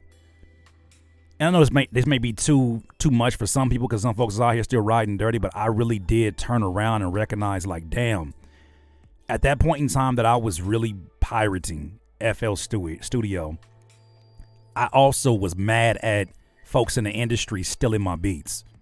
I was also mad at folks in the industry that was, you know what I'm saying, stealing my ideas and putting them into motion, and the audacity of me to sit around here and point the fingers at them stealing with my stolen doll. And it took me talking to a older brother that worked at one of their offices they have in close to LAX years ago. They brought me in, and he talked to me about it, and he's like, man, this is what it looks like for the developers. We're so much like the producer community we serve. With all that said, though, I think that because of how many producers have pirated that program, it's created a nasty taste in the past of ImageLine's mouth, especially when it comes to hip-hop producers. They're changing that. I see with the new updates and how they're incorporating different templates, but I say all of that to say this, Stolen. What I saw in that Ableton meeting was a lot more productive of anything I saw from my own DAW. It didn't get me to change over. I ain't gonna go that far, but it was enough to where I was like, damn, I wish FL would do this. I wish they would have some outreach and talk to the community, because like whoever was their representative, cool as hell. Yeah, I got a lot of respect for Ableton, man. That was a fantastic fucking show of, like, intention. They ain't have to do that shit.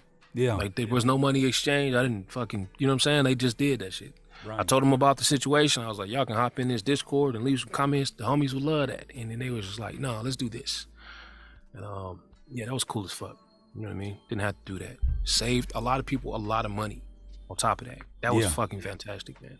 Yeah, got a lot of respect for the behind that shit. If I was able to use UAD, like I said, same with UAD. UAD, same thing? Okay. Yeah. If I was able to use it. More so, because they in there with my guys in there on a regular basis. Okay. Like I can't even tell you. Like, you got to go check it out to understand. You know what I'm saying? You got my word. I'm gonna need that invitation one more time, because it might be we didn't have hella tech since that has happened. But speaking about, we moved to a new platform too. We're on a new platform. You did? Yeah, I got a new platform, so I'm gonna send all that shit to you, but Okay. And so two things I want to talk about, or one thing I want to talk about that's definitely at the heart of this. But let me talk to the community really quick. Are you guys enjoying this conversation? Is this something unique? I mean, I'm not quite on the production level, video production level, as my guy Stolen here, but you know, as big bros will say, like, about their little bros, we working on it. We working on it. We you know, it's almost like sports. Like, you know, his jumper ain't quite there yet, but we working on it. We working on it. That's how I kind of feel. Are y'all enjoying this so far? Good. I'm glad you vibing. Once again, that's music by Stolen Drums in the background to really, really set the mood. I just knew it was going to be a good conversation. I got my green tea, and you was like, nah. Before you play that one project, how about I sing you some beats? I said, oh, it's a wrap. had to. How's life without social media, bro? Fantastic. Yeah, I miss the community on Instagram. I'm not gonna front. Mm-hmm. But yeah, man, that clarity and that non fucking constant, you know, inundation, if that's a word. I don't know if that's a word. I might be drunk and that might not be a word. If it isn't, then I must be drunk too. But yeah, that I ain't even gonna hold you. like that non inundation. Goddamn, I said it. Yeah, run that up. Forget your dictionary. I don't care what you talking about tonight. That's a word. Exactly. But so that's can you lead pretty us? cool. Can you lead us to what led to that decision, and then also some clarity for those who maybe didn't catch that in my audience. You left Twitter. You left Instagram. Not sure if you were ever on a TikTok? You don't seem like you be on the Not TikTok. for real. I got Okay. a platform. I got my profile just to have it, but I didn't use it. And you took all of that energy and you freed up all that time to do what? Make these records and put them on YouTube. You know what I'm saying? Amongst other places. But the idea was this. I just turned 40. You know, at 39, I cut my dreads off. Mm-hmm. You know what I mean? I felt like they didn't represent me. It was an ecstatic part of my brand at that point. It wasn't like myself. You know what I'm saying? So I was like, oh, they got to go. I'm tripping. I'm not about to be out here with a whole ass hairstyle for the brand. You know what I'm saying? Like, my logo got these on. I'm a grown ass. I'm a father. Like you said earlier, Yeah, I'm a dad. grown man. I'm a grown man. Yeah, so I cut them shits off. You know what I mean? And it's not to say that locks are bad. Locks are dope. Right. They just didn't represent me Yeah. anymore. So I chopped them off. And then at 40, I was looking at my IG and I was like, this shit is performative, bro. You know what I mean? Like you're faking the funk. You know what I mean? Like half of these records that you got on your IG, you didn't finish. You know what I'm saying? The other half aren't available for DSPs and shit. Like you done, like you're faking the funk, bro. You're doing some shit. Oh, that's kind of a hard loop. Let me make the joint for the gram real quick and putting it up. And I was like, no, that ain't it, bro. You need to finish the ideas, give the records the reverence and respect they deserve. Put the whole thing. Yeah. You know what I'm saying? The whole thing, the 3-4 minute, 10 minute, whatever it is. Put that shit up somewhere so folks can watch it in the intended format. Because I wanted a widescreen, you know, cinema bars, the whole shit. I wanted to feel and look like a movie. And I feel like I wasn't being honest. So, you know, I cut that shit off. So I was like, I'm out. There was also this layer of like just influence that the internet or social media has a tendency to have on folks. I don't know about you guys, but I'm hyper creative and shit. Like, I tend to like soak up everything and want to spit it out my own little way. And I open up IG and all that shit on that page fucking it permeates, it gets in there. You know what I mean? And I'm influenced by it, good, bad, or indifferent. I went to LA, I couldn't stop making DiBiase beats for like a year. You know what I'm saying? That type of shit. You was getting your 8-bit on. You had your. I couldn't help it, bro. You I didn't do the video 8-bit game shit. samples. You gotta. I didn't do the 8-bit shit. You do the 8-bit. Okay. That fucking DiBiase pocket. Whew, oh yeah, that it pocket haunts is me. nice. That pocket You know is what I'm nice. saying? Oh, Same man. with Iman, man. Yeah. That shit. If I'm under 70 BPM, like, God damn it. You know where you're going. Yep, he's in there. You know what I Fucking- noticed in December, and I want you to continue, but you know what I noticed in December about the difference between our experience on YouTube as creatives and viewers versus Instagram. On Instagram, the feed is tailored to look like people that look like us. Okay? That sound like us to a certain degree. Folks that are like, I would consume this content.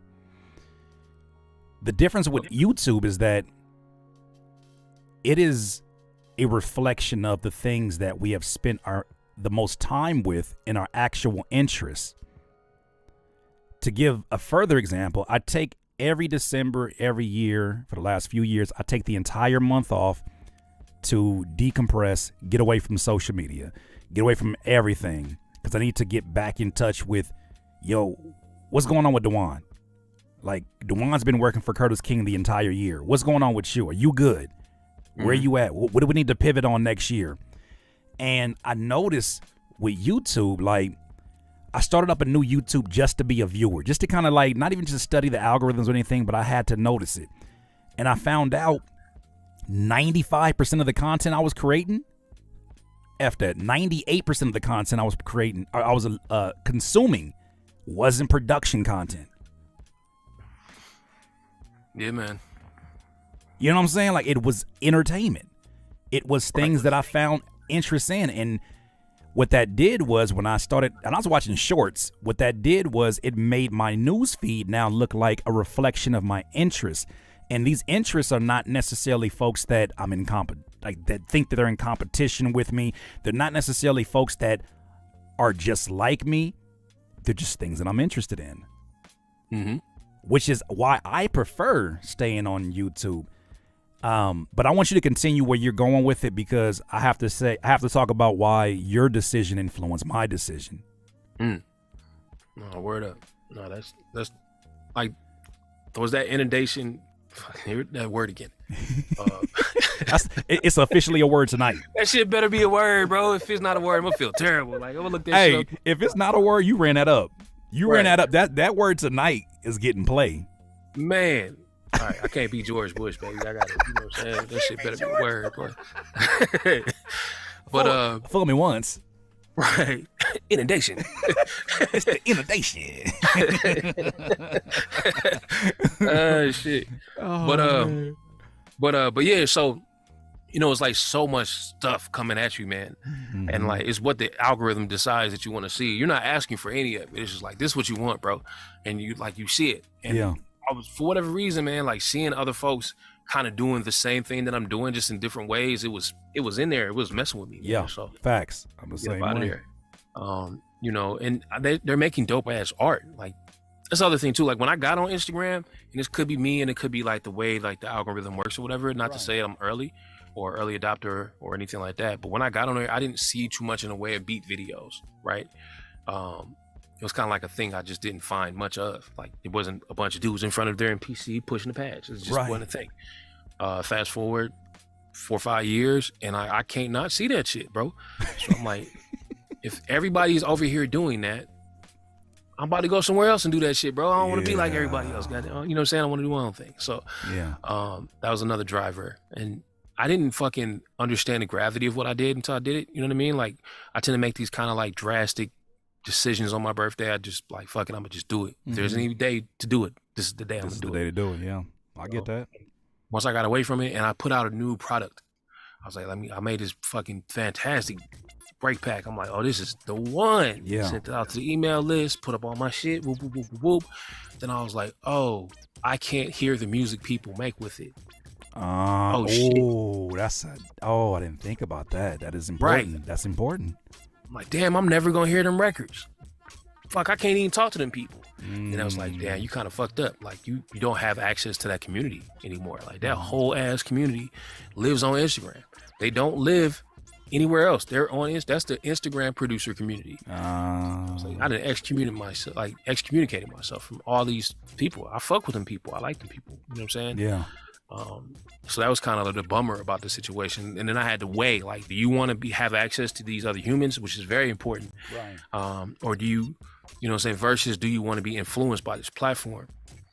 And the gravity of said platform was just like heavier, in my humble opinion. Mm-hmm. You know what I mean? Because it was like stopping me from being my authentic self. I know that sounds fucking no, it doesn't. ragey. No. Before you even start to apologize, or even like trying to, you in the right place. We are it is scary hearing you talk about certain things because of how much it mirrors conversations I have with my audience as well. But when you did that, when you left, all right, you said, "Yo, Kurt, man, I'm my birthday. I wish you happy birthday." I texted you and you were like, "I'm off the social medias, like I'm off of Instagram, off of Twitter." You didn't even explain it, right? And something clicked in my head. That's interesting because the whole point of me taking a break from my work in December is because of the onslaught of dopamine rushes, right? The onslaught of just everything that we know comes with social media, the pros and the cons. It just becomes so much that I feel like at the end of the year, I don't realize how much anxiety that I'm living with, that I'm okay with living with. I just normalize it.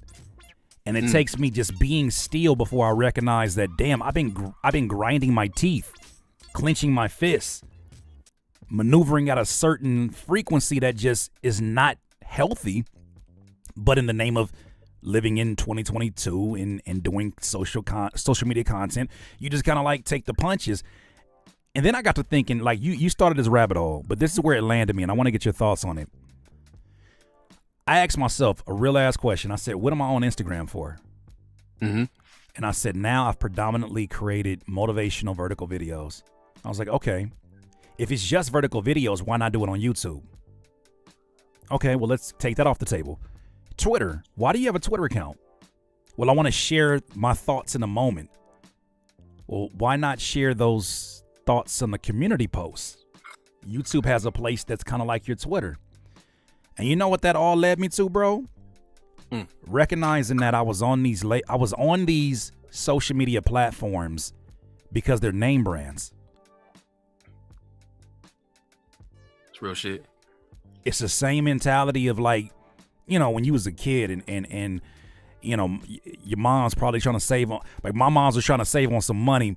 And then I'm like, oh, I want the Cocoa Krispies. And she like, you need to go and get them Cocoa Rockets at the bottom and in the bag. It's more of the cereal. It's the same thing. And I'm like, no, it's not. It don't got, you know what I'm saying? It don't got the Flintstones on it. I want, you know what I'm saying? I want this one, mama. And she like, no. You need to get them Cocoa Rockets. And I'm like, man, they gonna make fun of me eating them Cocoa Rockets. But you come to find out, the older you get, the more you start to mirror that. And you do see there's not that big of a difference between it.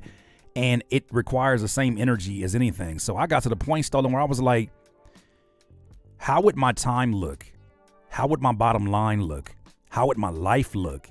How would my day-to-day clarity look if I just walked away from both of those? Excuse me, all three of them: Twitter, Instagram, and TikTok. I'm only 11 days in, and I know there's going to be some kind of like, there's gonna be some kind of something that happens that I didn't expect when I start to like sell new products, and I'm prepared for that. But I look at it and I'm like, now I can operate with the same relaxation, the same decompression and confidence that I have in December all throughout the entire year, because all I got to do is follow one course until success, an acronym for focus. So that's the rabbit hole you led me down. Is basically what I wanted to say about that. No, that's fantastic, man. I'm, you know, that's a, you know, when you first told me that shit, I was like, bro, I don't know if I'm the right motherfucker to follow, you know. Yeah. But I think like after that conversation, I was like, nah, that makes sense. I didn't even know that's why I did that. Like, yeah, you know, I think there's a lot to be said, especially in your case, from being able to focus on one platform. When it's the platform that you put the most effort in, like that's where you built it at. That's your arc. You know what I'm saying? But Stolen, what makes that even more of a challenge, not even to cut you off, but just to interject, what makes that bigger challenge is that last year was my best year ever. It was almost like God was not playing a game, but like giving me a test. Yeah. I was on Instagram for almost 11 years. And up until that 11th year, I got to 50,000 followers, and we're not gonna make it about that. But in 1 year, I got to 49,000 more. I feel you. Test. I had my first post on social media short form that got to 1 million, and it happened 3 or 4 times within a 4-month span. So IG was doing it. IG was doing it. IG was looking like, I can even take it a little further, because this is like, I haven't disclosed it, because a lot of this stuff is just honestly conversation with my wife and I, but I think a lot of people can benefit from hearing it. For somebody that does have so much passion for being a producer, when I take those breaks off, my mind starts to wander into what else are you interested in? What is life going to look like after music? Whatever that means. I don't see it after music. I just feel like it's going to always be a part of what I do, because I just love music that much. But my mind wanders. And then I started to think, damn, I got 40,000 new people, and they're here for my motivation and not my production. God, are you asking me to pivot now? Is this the point where I get out of production and I go all the way on? Because I'm always known as the motivational speaker, even in my space as a producer. Is this the time where I become public speaker? All right, God, are you trying to tell me to go to Fiverr and start selling voiceovers? Maybe that's the move. Like, my brain took it there, and I created the landing page and all of that. And the first day of the year, I heard a voice clear as day say, that's not the move. That wasn't the goal. Or that wasn't that wasn't the lesson. That's what you want the lesson to be, because you're trying to walk away from something that you haven't given your all, which was the YouTube. At least that's how I took it, right? I'm still only 11 days into this, but just being transparent, I almost walked away from the entire space. And then, I get a call from my mom, a diagnosis that nobody ever wants to hear about one of their parents. And clarity just started kicking in, bro. Clarity was like, everything that used to be like a, well, maybe, turned into a hell no or a hell yes. Mm-hmm. And now I'm back on YouTube, and I feel like because of the influence you have over me, and especially in that decision, this is the happiest I've been on this platform. I'm streaming every day. I'm a live streamer. My camera looks the best that it's ever been. I'm still getting better at my craft, but it's like, bro, so much of that you have your imprint on, and you making that decision, if nobody else gonna tell you, and I know you probably taking some arrows for it, because like you said yourself, like some of your folks that you're connected to, that's their means of communication if they're not inside Change Society. But damn it, bro, I feel like what you did is pioneering, and I feel like all of these social media buffs that say about, yo, you got to be omnipresent, you got to be popping on every single one of these platforms, don't want to get left behind, a business that doesn't do it is going to fail. It's like you cannot talk to me about absolutes, because I never listened to the absolutes when it came to hip-hop culture either. The folks that tell me you can't do that because that's not hip-hop are the same folks that are not here when I'm having to actually cook up the beats. And now that exists in this space, and I feel like you did the most hip-hop thing when you said, you know what? Fuck it. I know there's going to be some cause and effect here, but you did it anyways. You walked in it confidently, and you haven't buckled.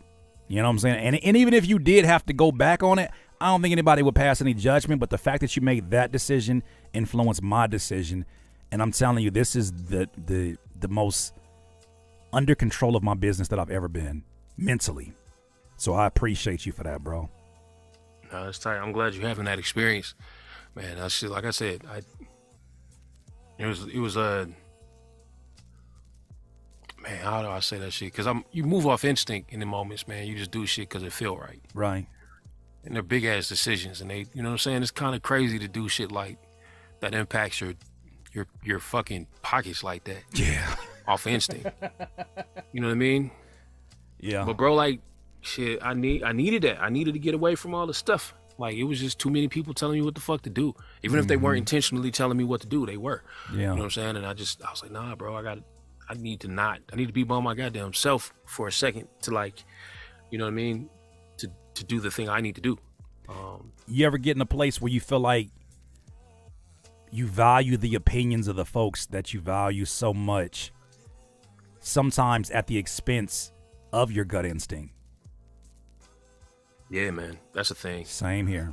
Yeah. Same and then here. Later on, you be like, God, I should listen. I ain't listened to what I thought. Yo, Yeah. the worst is when you look outside or you look on the internet and you like, they doing it. They're doing the very thing that I was too scared to move on. Or I don't want to use the word scared. Whatever you prefer the term. For me, it's it's like for me, it's scared. Like I made too many excuses for why this is not the time. I made too many excuses for why maybe not me. And then you put that energy. I feel like I truly believe that you put that energy out of an idea, you got a window of time to do something with it, even if it's a small step. And if you don't, that energy, everything has energy. That energy goes somewhere else. That's fair. Yeah, no, you gotta execute, man. Especially when you know the shit's a winner. Yeah, that's the worst. Yeah, that's the I got worst. a couple ideas I'm sitting on. They winners. I know it. And I'm just like, fuck, I don't feel like doing the work. But I know they winners, boy.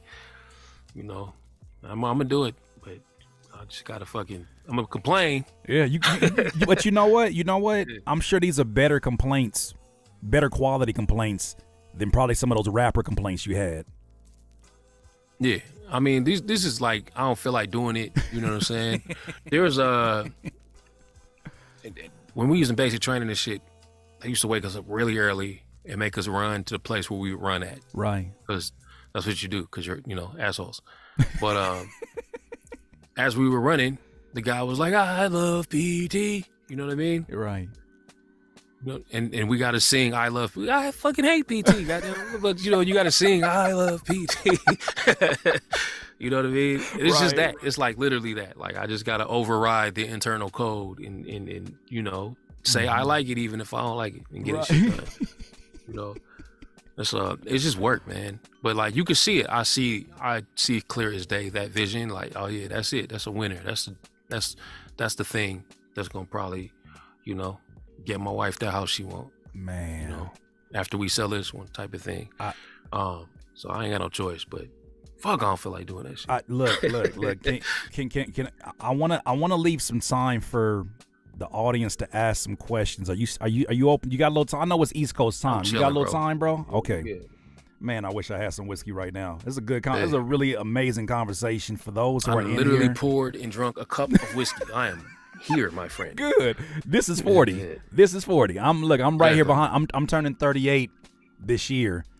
And I didn't expect to feel this way at 38. So when I talk to brothers like yourself and more peers of mine that are a few years older, you gotta understand, you give me so much hope, bro. Like, not hope just as a man, but creatively. Because society will have you believe that this is over with in your mid-30s for a lot of people, right? I already reached past that, and I'm already like, it's like I walked past a checkpoint. It's like you sit in a room full of your homies playing a video game, and none of them got past this checkpoint. And now you operate in a space, it's like, yeah, I told y'all. But then it's like, in your mind, you're like, damn. Okay, what's after this, though? Because nobody been here. Right. Nobody I know has been past this checkpoint. And I'm grateful to keep meeting folks like yourself that show me, like, that childlike urge for discovery is strong still. Do you feel like it is? Yeah, that's it. That's the driver, bro. That's the driver, man. You got to think, bro. We're like, shit. We are like 0.0% or some shit, bro. You know what I mean? It's wild. That's wild. That's wild. We're wild rare. And I don't mean that to be cocky or no shit like that. I don't take it like society in and of itself, like the way you like you find yourself in a position to where like you work for you and your efforts equate to the money that goes, and you fuck around if you want to and not do nothing, and you're not gonna eat. Like, man, you are responsible for your own destiny in a way that few are. That part.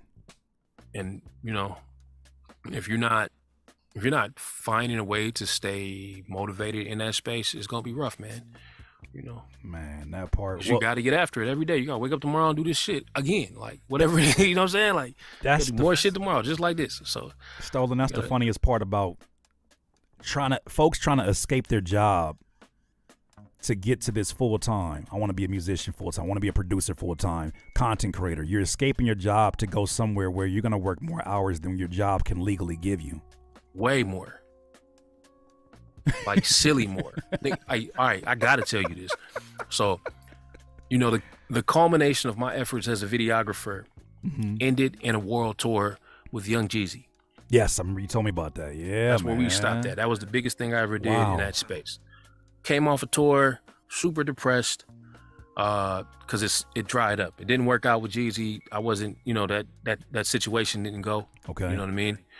I'm post that gig now, trying to figure out what to do next. All the kids from Skadden graduated. I can't really get work to justify, the means. Basically, I can't get the work that I need to feed my people in the city anymore. It just doesn't add up. Folks to do that shit for anything. Right. They just do it for clout at this point. You know what I mean? So I got to pivot. Got to figure out something else to do. I took a job, and I remember sleeping at that job. You know what I'm saying? Sleeping at the actual location of the job. Absolutely. I go to the office, and they be like, "We gotta get this done. This is important." I'm like, "Cool. Say less." Right. And then like tomorrow they come in, I'm like, "I squared it away." And they're like, "Fuck you mean you squared it away?" I'm like, "I'm gonna go take a nap, come back." Fuck you mean you gonna go take a nap and come back? Like, you can't sleep here, bro. Like, the lights was on, nigga. I got it done. You wanted it done. It's done. Like that type of shit. It was like, what are you talking about? Like, that's how we did it on tour. Like it's like that what was Iman Shumpert in that clip, the famous one he talks about Kobe, when Kobe was like, "You had a good game," and then he was like, "What you on, bro? Like, what you?" He was like, "Yo, what you on, bro?" Like that. I get that energy from the coworkers probably asking that. We're like, what the fuck is wrong? And then I got in trouble. They was like, they like, bro, you can't do that. Like, we have to, like, legally we would have to fire you. You can't come in here, work for 20 hours, take a fucking nap, and then come back and work more. Yeah. Like, that's not okay. That's like, that'll get us in legal trouble. We would have to let you go. Don't do that no more. Man. I turned in my time slip. I remember I turned in my my hours or some shit. And it was like, it was some goofy. It was like 137, some dumbass amount of hours. Right. Because I don't remember how much it was. It might have been like 40 or it was plus 40 hours worth. More than you were supposed to be doing. Yeah, and he was like, you can't have more overtime hours than regular hours. Like, you can't do that, bro. Like, that's not okay. See, so you were out here living your entrepreneurial desires at the workplace. I just had the same hustle. It didn't, you know what I'm saying? Like, I got a new gig and I wasn't acclimated to the office situation yet. Yeah. And I had just spent the last like 4 or 5 years of my life making it happen. So, running around with rappers, like sleeping at their house in a corner somewhere. Yeah. You feel what I'm saying? Yeah, get the video shit done, like that type of thing. And in the office environment, that's fucking psycho. Like, they just don't, you know what I mean? That's, right, what are you doing? So, Alex Minor, I'm sure you know Alex Minor. Yeah, that's my bro. Yeah, that's my bro. That's Gotti. Yo, we used to rap together. Fuck out of here. Like, so he says, yo, shout out to the homie Stolen Drums. I done seen this man win at more careers than 5 dudes put together. He don't know how to lose. That's my man. Shout out to my man Gotti, bro. That's crazy. And thank you so much for that super chat, Alex. Really appreciate it. So let me see. Hey, man. We got a few questions here. If you ready to go ahead and answer a few of these, and I want to keep this live short and sweet. This conversation, bro. I knew it was gonna be that, and then it's that and more. So I thank you. My audience thanks you for sharing your time with us, bro. I appreciate you, man. This was great. All right, so let's get to the first question I see up here. So the first one I see is from Obey. Stolen Drums. Do you record the drum breaks live and mix them later? Or do you record the one shot? Oh, is that in the question, huh? Or do you record the one shots, mix them, and put them together for the loops? Nah, all them break packs is my pocket, bro. I sat on that kit and I played. This is shit. All right, so the first pack, I probably played like fucking 12 hours of drums. And went in and wait. You can't gloss over that, bro. Like, that's frustrating. Yeah. You can't gloss over how many. And I know that you're not doing that for that reaction, but that's half a day. Yeah, it is. It took a while. Like, I didn't do it in one day. You know what I'm saying? It was over the course of fucking weeks. You know what I mean? I thought you meant in one sitting that you had 12 hours. Like, what you on, bro? You're right. But I didn't understand how to play drums, so I just sat at that fucking drum kit and just did shit for hours. Okay. Like, 5 hours here, 6 hours there, 5 hours here, 6 hours there. Mm-hmm. Put on Spotify and just fuck around. Mm. And then I went back in a session afterwards. I had the sidechain homies and seen it. I had this what's the name session? I chopped all the silence out and all that bullshit out. I still got 8 hours of content in one Ableton session. Wow. And I went in and just found, this loop is hard. Mm-hmm. That's 4 bars. Loop, loop, loop, loop, loop. Okay, that's one break. Yeah. It's 2 bars, it's hard, loop, loop, loop, loop. That's 1 break. And I just kept doing that shit. The Genius, second pack, instead of 12 hours, it probably took me like 6. The third pack, it took me like 4. Okay. Last pack, 2 hours. Because you're just getting a better control over the workflow, or you think is a combination of that and play drums. You're learning how to play drums. There you go, right there. So that last pack, I actually kind of knew what the fuck I was doing a little bit. Yeah. I'm not gonna say I'm nice, but I kind of knew what I was doing. You know what I'm saying? So yeah, that 2 hours of playing got me about 30 minutes of really good content. And I put that 30 minutes straight to tape, and then I chopped that up. Yeah, my bad. I see it's a delay in between, and that's why I promise I ain't cutting you off. But you good? You good? I've been on a drum break, Stolen Drums drum break diet, because it started getting nasty, bro. Like, I was like, why do I have one shots anymore? That's fantastic. I know that's fantastic for you. And for me too, because you didn't, right. Of course you blessed, like, so I had an album that released last year. Every single song was the first time that I ever live streamed or recorded every single session on video. I edited all that stuff, put it out there. We did a campaign behind it.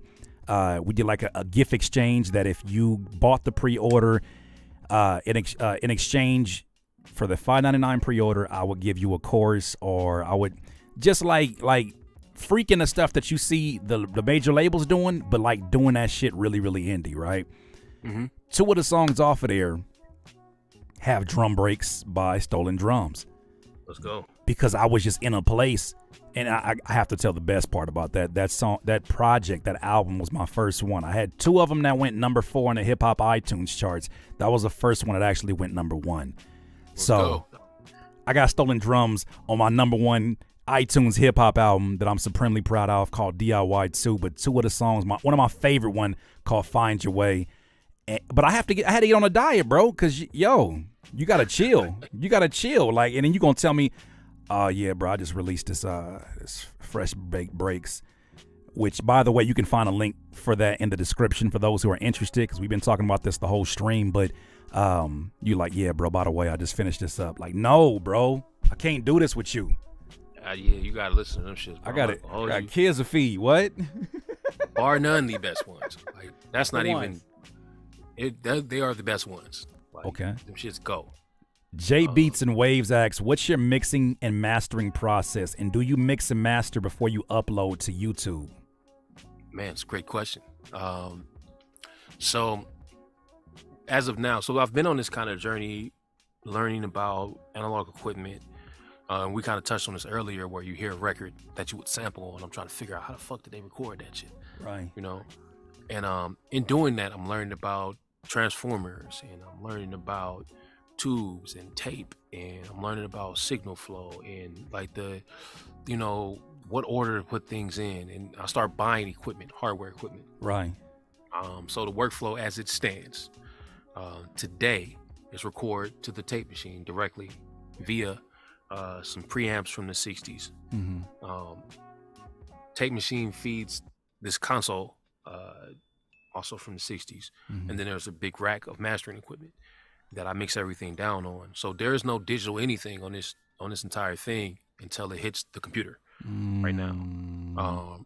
Before, and most of the beats that are being played tonight, and this project that I'm working on right now, that whole project for the most part, I was recording direct to Apollos, UAD Apollos. Okay. And then coming out of the Apollos and hitting either console or preamp, depending on the sound. Mm-hmm. You know what I'm saying? And then mixing, for the most part, on that console, very minimal plug-in stuff. And then coming out of that console and hitting the master chain, which is like EQ, five band, parametric EQ, stereo, a compressor, then a tube, kind of like vibey, harmonic EQ, almost like a Pool Tech, but it also has like that exciter thing to it, like a black box. It's kind of both in one fucking device, which is, it's called a thermionic culture kite. It is amazing. I got the first prototype of this fucking thing. I'm gonna just keep nodding my head like I understand every single gear piece that you just said, and I'm gonna get somebody gonna clip me up and they're gonna zoom in on my face. They be like, Curtis don't know anything the hell he talking about, but I respect it. And I love the fact that you still include me. Like, I'm like, that's how I know this my friend. He be sending me gear and explaining things, and I'm like, I wish I could nerd out with you, but I'm learning in the process, because you'll send me something and you got it. You've sent me some of these amps opened up, and you over here like on some MacGyver type shit, and I'm like, I don't even know what I'm looking at. Like, could you zoom it out and you like, oh no, this is the piece, this is the top. You know your stuff, but I just have to be transparent, because I know the audience be like, Curtis, you don't know nothing about what he talking about. But I'm learning. Leave me alone. All good though. Yeah, that's how you learn. You know what I'm saying? I'm coming out of that fucking kite. I'm hitting these old ass radio compressors. Oh, okay. You know what I'm saying? This company called Cowrec, and I'm running 2 of them in series. They're stereo, and they both add a little bit of flavor before I get back in the box. I got a really dope ass analog to digital converter. That's the last piece. But yeah, man, figuring out the hardware shit has been like the last year for me. Like a year ago, maybe 2 years ago, I wouldn't have. I'm in the same boat as you. You know what I'm saying? Yeah. And that's just been like the latest thing to fucking dive into and learn about. It's endless, right? There's a million things to figure out and rabbit hole about in music, and this has been like the latest one for me. But fucking the tone that you get and the texture that you get out of stuff in a room is different, and I like it a lot. So I got a really interesting question. I appreciate you giving us the full breakdown, because those who know, and those who need to know, you can always look these up. I remember somebody asked me about some gear that I had never heard before, but I was like, you know who will know? I tell you who would know. So we got a great question here. Let me move this chat box out the way. From Swiss Major. Okay. Swiss Major said, I decided to rebrand and stop selling beats and opted to make synthwave and lo-fi for streaming. First of all, salute to you, because doing that here now is not the easiest. It's not the easiest. It's not the most encouraged thing in this online producer culture. So salute to you for even going out there on a limb. What would be your advice in this transition? I.e., what to watch out for. Now, you are somebody that you got millions of streams, and you do it your own way. One of my favorite quotes about Tech N9ne is, Tech N9ne didn't go mainstream. Mainstream went Tech N9ne. It's just the same Tech N9ne that you've always heard, right? With Stolen, like, you found such a success with these projects and curating these instrumental albums. For somebody who is coming from more so the space that I came from, like I went from selling beats to getting on YouTube and being a content creator. I didn't know that's what I was doing. I was walking in the dark. There weren't many examples of what I was doing. Anybody industry was like, that's a dumb decision. Like, and then now fast forward to now, everybody on the internet, which is funny. But yeah, that's how it works. They're like, you gonna stop doing this to get on YouTube? Good luck, bro. And now it's like, after that pandemic, you good? You good? How do I get on YouTube, bro? Hey, bro, I what's up with that OBSSS? Like, what's up with like? No, we're not doing that now. I got a business I got to tend to. But what would be your advice for somebody who is trying to get the lay of the land, not just for streaming, but something? And honestly, I want to take this as advice for me, Stolen. Like, I want to create an instrumental album, and I want to document the whole process, like I did my album. But I never had a big bro, even with DiBiase. Like, DiBiase probably the closest one that could have kind of gave me some game on it. I never had that advice from somebody who has had successful beat tapes tell me, like, what constitutes a beat tape versus an instrumental album, or does it need a theme, or is the theme not having a theme? The utilization of drops and the utilization of like loops that are never ending and all these things that are kind of like, some of it is nuance, some of it's something that you teach, some of it is obviously most of it is expression. What advice would you have from somebody who's coming from a place that's honestly like it's almost like going from corporate to going to your own business? What advice would you have for that person making that transition to this world of things? I would say it's a lot like that last analogy you made, kind of going from corporate to having your own business is probably fucking great. Go hard. To quote the great David Goggins, stay hard. Stay Like, hard. I think that's what it takes, man. It takes an immense amount of effort and fucking dedication and like just going, yup, I'm about to make the shit that I want to make, and I'm gonna fucking make a ton of it. I'm gonna get active in these circles that fuck with this type of thing and be a part of that community and help those guys out and just get after it. Would be my advice. There's no formula or I think cheat code or anything like that to get to playlist or to get, you know, streams or posts or anything like that from other folks. I think it's just like that leaning into self and that goofy hard work ethic would you that comes across. Would you and I want to just, this is not me changing the subject, but chiming in on something you said.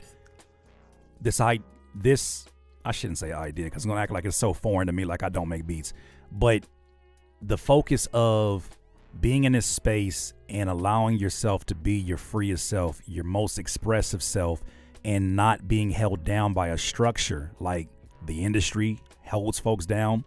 Like the beat has to be this BPM, it has to be this minimal, it has to be this. Then when you get to an independent space, would you say that having a formula is what probably holds people back because they come from that environment and they say, I'm going to make a beat tape. Okay, what do I need? I'm going to listen to this beat tape and I'm going to do, you know, some of these, I'm going to find some rapper ad libs and kind of bring a little bit of Dilla in this. And I'm going to do some mutes and I'm going to do a few, mixing effects as if I'm doing this, on the SP. But it's funny because I'm joking about it, but like some of that stuff is actually stuff that I've utilized because I'm not hardware. I'm not hardware, but I asked that to say, for somebody who is transitioning, do you think that is probably the thing holding them back? Is the formulaic, even asking this question, is that part of what holds somebody back from creating their Basquiat moments through their instrumental albums and beat tapes? I don't know if that holds them back, but I think, you know, there's definitely a need for individuality and shit. Like you gotta be yourself. You know what I mean? To cut through. Like if I'm an independent, like if I'm selling beats for rappers and I'm gonna make, like my wife, she sells t-shirts and she's fantastic at what she does, and she's like, I'm gonna make t-shirts that make money. Yeah. And I'm like, okay, well, artistically, because that's how I think. How do you feel? I don't give a fuck about none of that art shit. I'm about to make these t-shirts that make money, and she's great at it. Can we plug the t-shirts? Is that possible? Absolutely. Almond Butterfly on Etsy is the store. How do you spell that? Almond Butterfly. Almond Butterfly. Butterfly. Absolutely. Okay. Sir, on Etsy. The Almond Butterfly. But she's great, man. She kills that shit. That's my baby girl. I love her to death. Yeah, she's awesome at it. But she's making what makes sense. She won't do anything like disrespectful to herself, you know what I mean, or anything just like weird or anything like that. But she makes t-shirts that people like, and that's her thing. And artistically, the stuff that she wants to do, she puts in other places. Like this is, I'm getting my art off over here. Let me get my business off over here. Yeah. And I imagine that's a very similar thing to folks that make beats to sell. Like, you know what I mean? Like they hop on and they be like, type beats, which one's popular? That one's popular? Cool. I'm gonna make 50 of those and put them in my stores so rappers can buy them. And that makes all the sense in the world. Yeah. And then when you get to this space where you're like, okay, I'm gonna create my opus and say the thing I need to say artistically from my heart. Nobody else can tell you how to do that. Right. You gotta do that. You know what I'm saying? That comes from your soul. Like you gotta pull that out and do that thing and find a way to like cut off all of the noise and live in that space. Like I need to create this thing and get it out into the world. Right. You know, so I don't know if that helps at all. No, I think that does, because I think ultimately what they're going to find out is that nobody has the answer of how to be the best you. Absolutely, nobody. You know, and that's what I love so much about Sidechain. Honestly, is that everybody, for whatever reason, is culturally appropriate to be whoever that is. So one dude to play jazz, and his OG is Bubby on bass, and they, you know, that's his thing. And then one dude to play you know, super distorted, super compressed joints that he made on his phone, and that's his thing. And one cat play very polished, very high-end, commercial released, I won a Grammy last year joints, and that's his thing. And everybody's in the same room together, and they're all so comfortable with being as individual can be. I love it. You know what I'm saying? I won't say there's no leader, bro. Like, it's just a bunch of dudes hanging out being themselves, and I think that's important, man. That gives you strength, but that's my takeaway. Like, if you want to figure out how to win as somebody making independent music for artistic sake, right, lean into the art and fucking lean into yourself and find that thing, because you got to sustain. You got to be able to continue to do the shit. You don't want to look back at it and be like, fuck, I was trying to be old boy, damn, that's whack. Yeah, you want to be able to look back and be like, you know what I mean? Like, this is my catalog, I stand on this. I said the shit I was saying. The mixes is fucked up. I ain't know how to mix yet. But I said the fucking thing I wanted to say. And that's there. That's cemented. I think about how many folks now, because we're in such a, in my opinion, we're in such a follow what's hot culture, especially with popular music, right? And I know a lot of that has to do with the labels financing copycats, right? And encouraging that and saying, hey, we got the whole budget for you if you can be the next this person.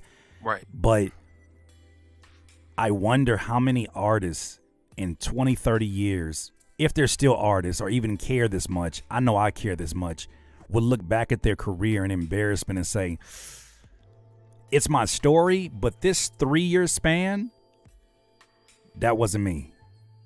Facts. That's why I don't listen to my old rap songs. I'm like, ooh, nigga, you were bugging. Who were you? Who were you trying to be, young man? Like, what the fuck was going on in your head when you wrote those raps? Like, you know what I'm saying? Like, but do you have a little bit more leniency when it's a young decision versus I knew better, but I still didn't do better? Yeah. I'm not giving myself no leeway now for that shit. You know what I'm saying? Like, imagine now, you say 40. Imagine now at 60, 70, when obviously these times are behind you and you look back and you're able to look at it with a sober point of view. Yeah, I think about that, bro. Like, is this museum worthy? Is this something that, do I have the audacity? Because obviously, like you said, we have responsibilities. We have to, it is our moral obligation to support ourselves and our families financially and take care of our business, right? Especially in this space, if we're going to say that we are creatives that are doing what we're doing.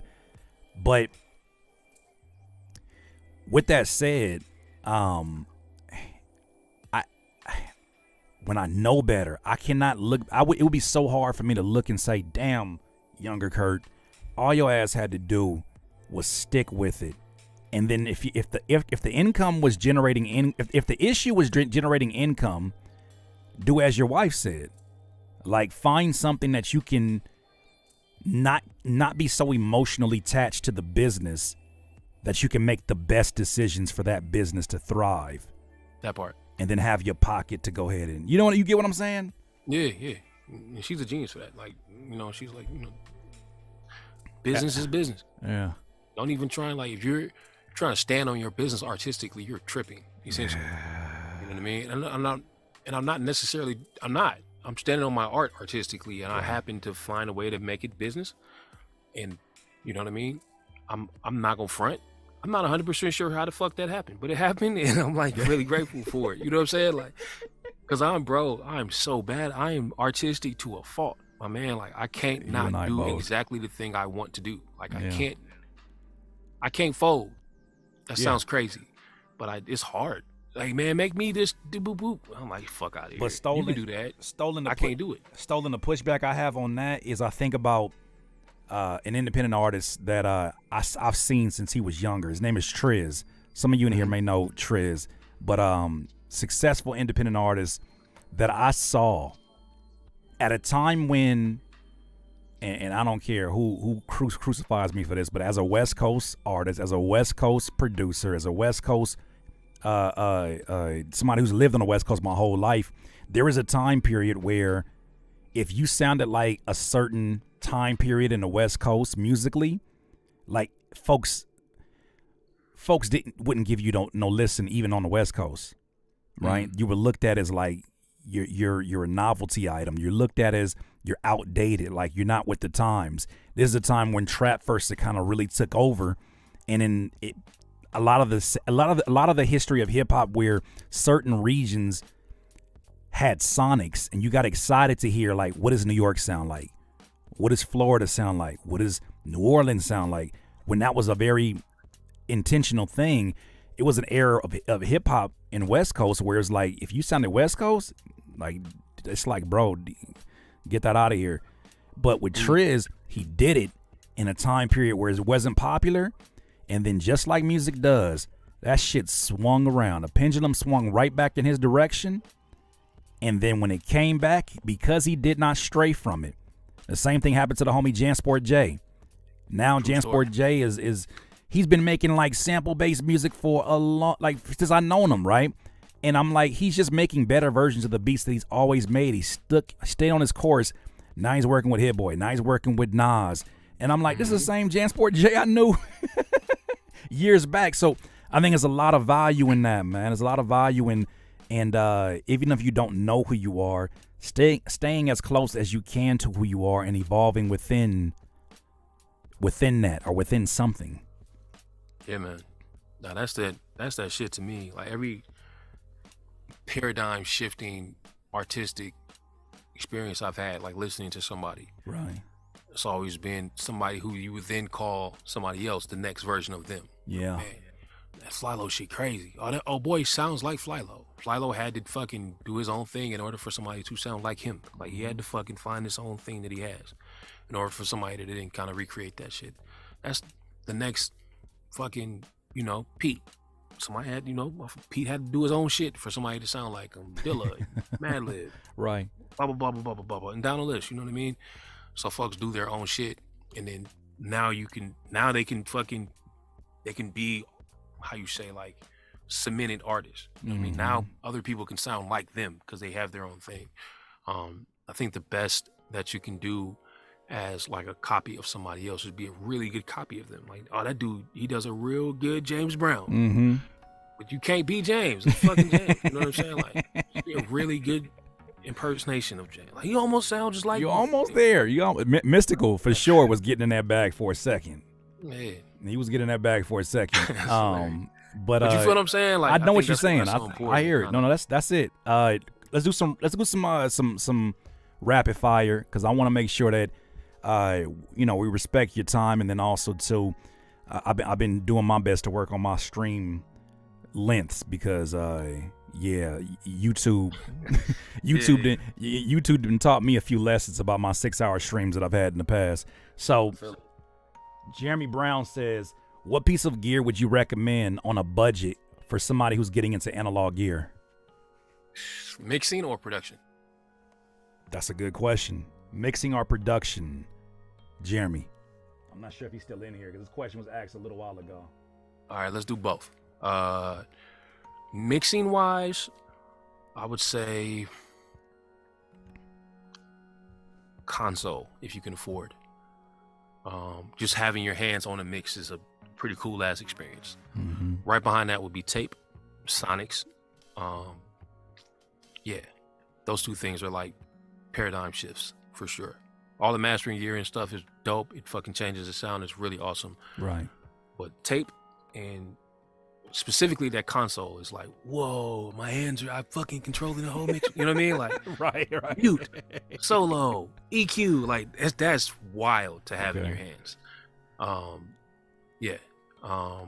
the production side of things, instruments, actual real ass instruments. It's a big difference between pulling up a Rhodes VST and playing the Rhodes in your room. Fam, I don't know if you can see it because we on the Zoom, but if you look at the screen, shout out to the homie Oh Gosh, who's just immaculate producer. And sometimes you know it in theory, but until you see it and you see somebody else having fun, I've done it with you. When I see you playing bass, I was like, I don't know if I'm gonna go as far as getting the bass yet, but that right there is showing me, don't forget that music is a contact sport. Man, it's fantastic, bro. Man, okay. Like even like just saying, because I know a lot of cats just fuck with sample packs and they don't even play anything. You know what I mean? They just program all that shit in and shit. Like get you a MIDI keyboard and play shit. Like that's a huge thing, bro. I can't front because I was MPC Records for a long ass time. I didn't touch a key. Right. None of that shit. MPC Records. That's it. And I put my hands on the keyboard and played shit. I was like, wow, like that was incredible. I could do something with this. I never the homie THX. You know THX? Yeah, man, that dude's incredible. So I had the privilege of early, MySpace days, meeting him, and over the years we grew and grew our relationship, and we worked with each other, and he had a way of teaching lessons without you knowing you were getting taught a lesson. He would just ask you questions that was like, oh, you don't know your dog? like stuff like that. That's like, is he asking me, or is that something I need to do some homework on? But I say that to say he used to tell me, I'm trying to make sure that I nail home. What was the thing that you were talking about? I'm losing my train of thought. But he was talking about the necessity of having fun. The necessity of, I was sitting here with my mouse, and by that time I was so used to not pressing a key, and if I did, it was one finger at a time. And he saw me, and like he knew I was nervous to be in the studio with him because I looked up to him. The reason my drums sound the way they do is because I heard the same way my videography. I saw somebody who did it, and I said, I had a thought in my head that, oh, I'm allowed to do that. And you got to understand, you keep hearing me say allowed to do that. The way that I understood it is that that's what happens when you have a supremely strict parent, right? My father was super strict. So you end up becoming a people pleaser. And if you don't process that trauma, it shows its way in your relationships, especially in music, right? So I got in a place where I felt like I needed to see it first for some things. Thankfully, I'm in a much, much better place where I'm a lot more experimental. The community that I have, the DIYers, help me feel like, yo, we trust where you're going, so you should trust absolutely where you're going next. That's important. But THX told me, he saw me in there fiddling around with the mouse. He saw me in there trying to play the keys, and he was like, he turned the music off. He's like, bro, don't forget this is supposed to be fun. He said, how about instead of putting the mousing the claps in there, why don't you just play them live? I said, but I don't, like, what if they're off time and I'm not a finger drummer? He's like, so what? It's just music. Something about hearing it's just music relieves so much unnecessary pressure that I had on my shoulders in that studio session, and I just cooked. I'm not saying it was the best thing ever. It wasn't a movie moment. It wasn't like how the NWA movie played out. You know what I'm saying? But it was something where it was like, all right, I'm gonna put that in my back pocket and keep it moving. But that's so crucial. And I feel like what you're telling us about having your hands on the instruments is another iteration of that. Look at me, I'm starting to use the word. Or whatever you said, I'm gonna say the same thing. But look, that is the thing, is when you're physical with the music, you feel a sense of pride when you play it back and you're like, nah, that's my tambourine. Yeah, man. That's a lot. That's just huge. Like, think about how a motherfucker would have to get the sound out of a guitar. Right? You pull up your VST and you push, get the chord plug-in out, and you be like, okay, 1-3-5 progression, and you know what I'm saying? Give me minor ninth, blah, blah, blah, blah, blah. You hit go, the computer does it, it spits it out. Cool. Right.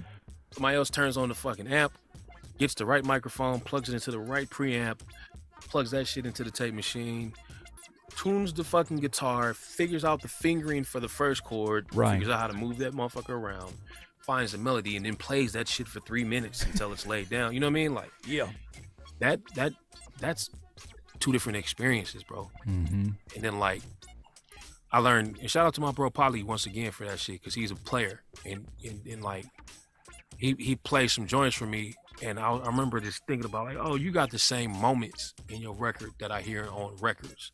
And by moments, I mean, like, you can't play the bass line exactly like it is for 4 minutes straight. You know what I mean? You're going to move a little bit. And the dude on the keys is going to move a little bit. And the motherfucker on the drums is going to move a little bit. And every once in a while, y'all going to move and it's going to sync up. And that's like, oh, that's cool. Like, that's a moment. And, like, when you start playing shit down like that, you have these moments. And I thought about it. You have to program into the computer. You got to plan them out, and figure out how they happen. On the stuff, like they just happen. It's just like, yeah, man, my arm got tired. Fucking, I missed Contact sport, but to me that's that's the thing that I miss about when I was into when I played Little League. I was terrible at basketball, but Little League and just baseball in general. When I started playing baseball a little bit older, I had so much fun, but it was a huge learning curve to get to a certain point. And that's what I miss is the physical aspect of it, like the whole getting yourself amped up, getting yourself like ready to. And it feels so nerdy now when I do it, but I know I have to do it because that's a part of like my sports history. In that I do prime myself every single morning. There's a video on YouTube that I watch from Tony Robbins since I went to his event. And he has this thing where it's like breathing through the nose, and then you kind of pull the energy out the air, and then you put it through, you kind of like motion it through your back. And that priming is something I do. Even before I get to the live streams, my energy stays high for 4 or 5 hours because I got music playing in the background. I got stolen drums playing in the background, and I'm not just playing it I'm singing along to the synth lines or to the roads as if they're lyrics. And that just puts me in a mood that feels like that's game face, that's game time, that's preparation. But that's one thing that I feel like you're telling me with playing these instruments is that because it's so physical and you walk away and you're like, damn, my arm is tired. But my arm is tired from playing the bass for the last 3 or 4 hours. That part. Your knees hurt. I got bad knees and shit. I'm old. Fuck out of here. Yeah. But I play the drums for 30, 40 minutes. I'm like, fuck, man, my knees hurt. I gotta go stretch this shit. Like, yeah. That's exercise, bro. Fuck out of here. I've been playing the bass, standing up. I'm in this bitch bopping and shit. I do the mix, you know what I'm saying? I'm dancing while I'm doing the mix, playing bongos and shit. Like, that's kinetic, man. That's, you know what I'm saying? You're moving around. I didn't understand that shit either coming from the MP. Yeah. But then once I kind of like got into that world, I was like, oh no, that's it. Once I heard them records hit tape, fuck out of here, bro. Oh, bro, I remember when you was showing me this stuff, and I know when you sitting it to me, like I'm amazed by it all, anyways, because I just don't know all the nuances. I haven't spent the time, but you make me more interested in starting somewhere, and I think that was one personal question I have for you. For me personally, is for somebody who has gotten so used to moving with a lot of speed digitally, right? With the mouse clicking and all of that. I got my MIDI and I'm starting to learn some of my scales, which is helping tremendously. But for someone who doesn't have a lick, like I didn't buy any hardware in December, but I bought some video production equipment because of this guy that's sitting next to me right now. But for somebody who does, and it's not even a matter of like, I want to get into it so I can teach it. I'm not trying to monetize it. Like my soul wants to learn like the drum pads. My soul wants to learn finger drumming. I respect y'all so much. I stopped making beat videos because I can't do none of the stuff that I be seeing like Jay Black and all and some of the other folks on there. Like I cannot do that. And Jay I was Black not is a wild dude, bro. Huh? He's a wild guy. Man, and I can't but forget all that in terms of like what I can't do. I want to just learn it because I'm like, yo, I want to get physical with music, and the music that I love, every single one of them dudes from After One to you have hardware involved. And it's like, you know why you can't get the sound that you're after, Curtis? Because you're not taking the steps that all of them have took. And what is the one common denominator? The gear. The gear, right? So what would be your advice to me personally for someone who's like has been in this FL Studio realm, has done all of this stuff for as long as I have, in terms of like, what's the first thing I should get? Man, so it sounds like you hear it. And by it, I mean like you hear, oh shit, that's a record. You can hear the record, like you hear the thing. I'm hearing it, yeah. Yeah, that's, man, you can't unhear that shit. It hurts, bro. Stolen. And this is like, as an artist, Okay, I'm gonna say this analogy. This is gonna freak some people out, and I don't give a damn. As producers, as artists, anybody who does anything creative and you put your heart into it, we have so much in common with strippers. When a stripper gets on stage, they take their clothes off and they display everything that they may or may not be insecure about. That little stretch mark, that little, that little side being this. We put our art out there. Everybody judges every aspect of it, from the mix of the drums, the choice of the drums, at least our peers, I should say, the aesthetics, the sonics, and all of these different things. And it's like, that's what it is for me, in that I'm listening to the music and I'm like, I know better now. I hear it. But I know that trying to accomplish it through what I'm doing is not going to scratch that itch that exists. So it's almost one of those things where it's like, I don't need to do it so anybody else can say, yeah, you finally got there. I need to do it for my own dopamine spike, for my own. It can be something I do completely offline. You know what I mean? Right. You hear it, yeah. Like, way around. Once you hear that shit, it's over for it. I understand that shit, bro. There's been a myriad of moments in where I heard something and I was like, fuck. Fuck. I gotta buy that thing now. Fuck. You know what I mean? Like, it ain't no way around that shit. Right. I'm making records like, yeah, this don't have that shit on it. Right. Like, if it had that shit on it, this would be incredible. You know what I mean?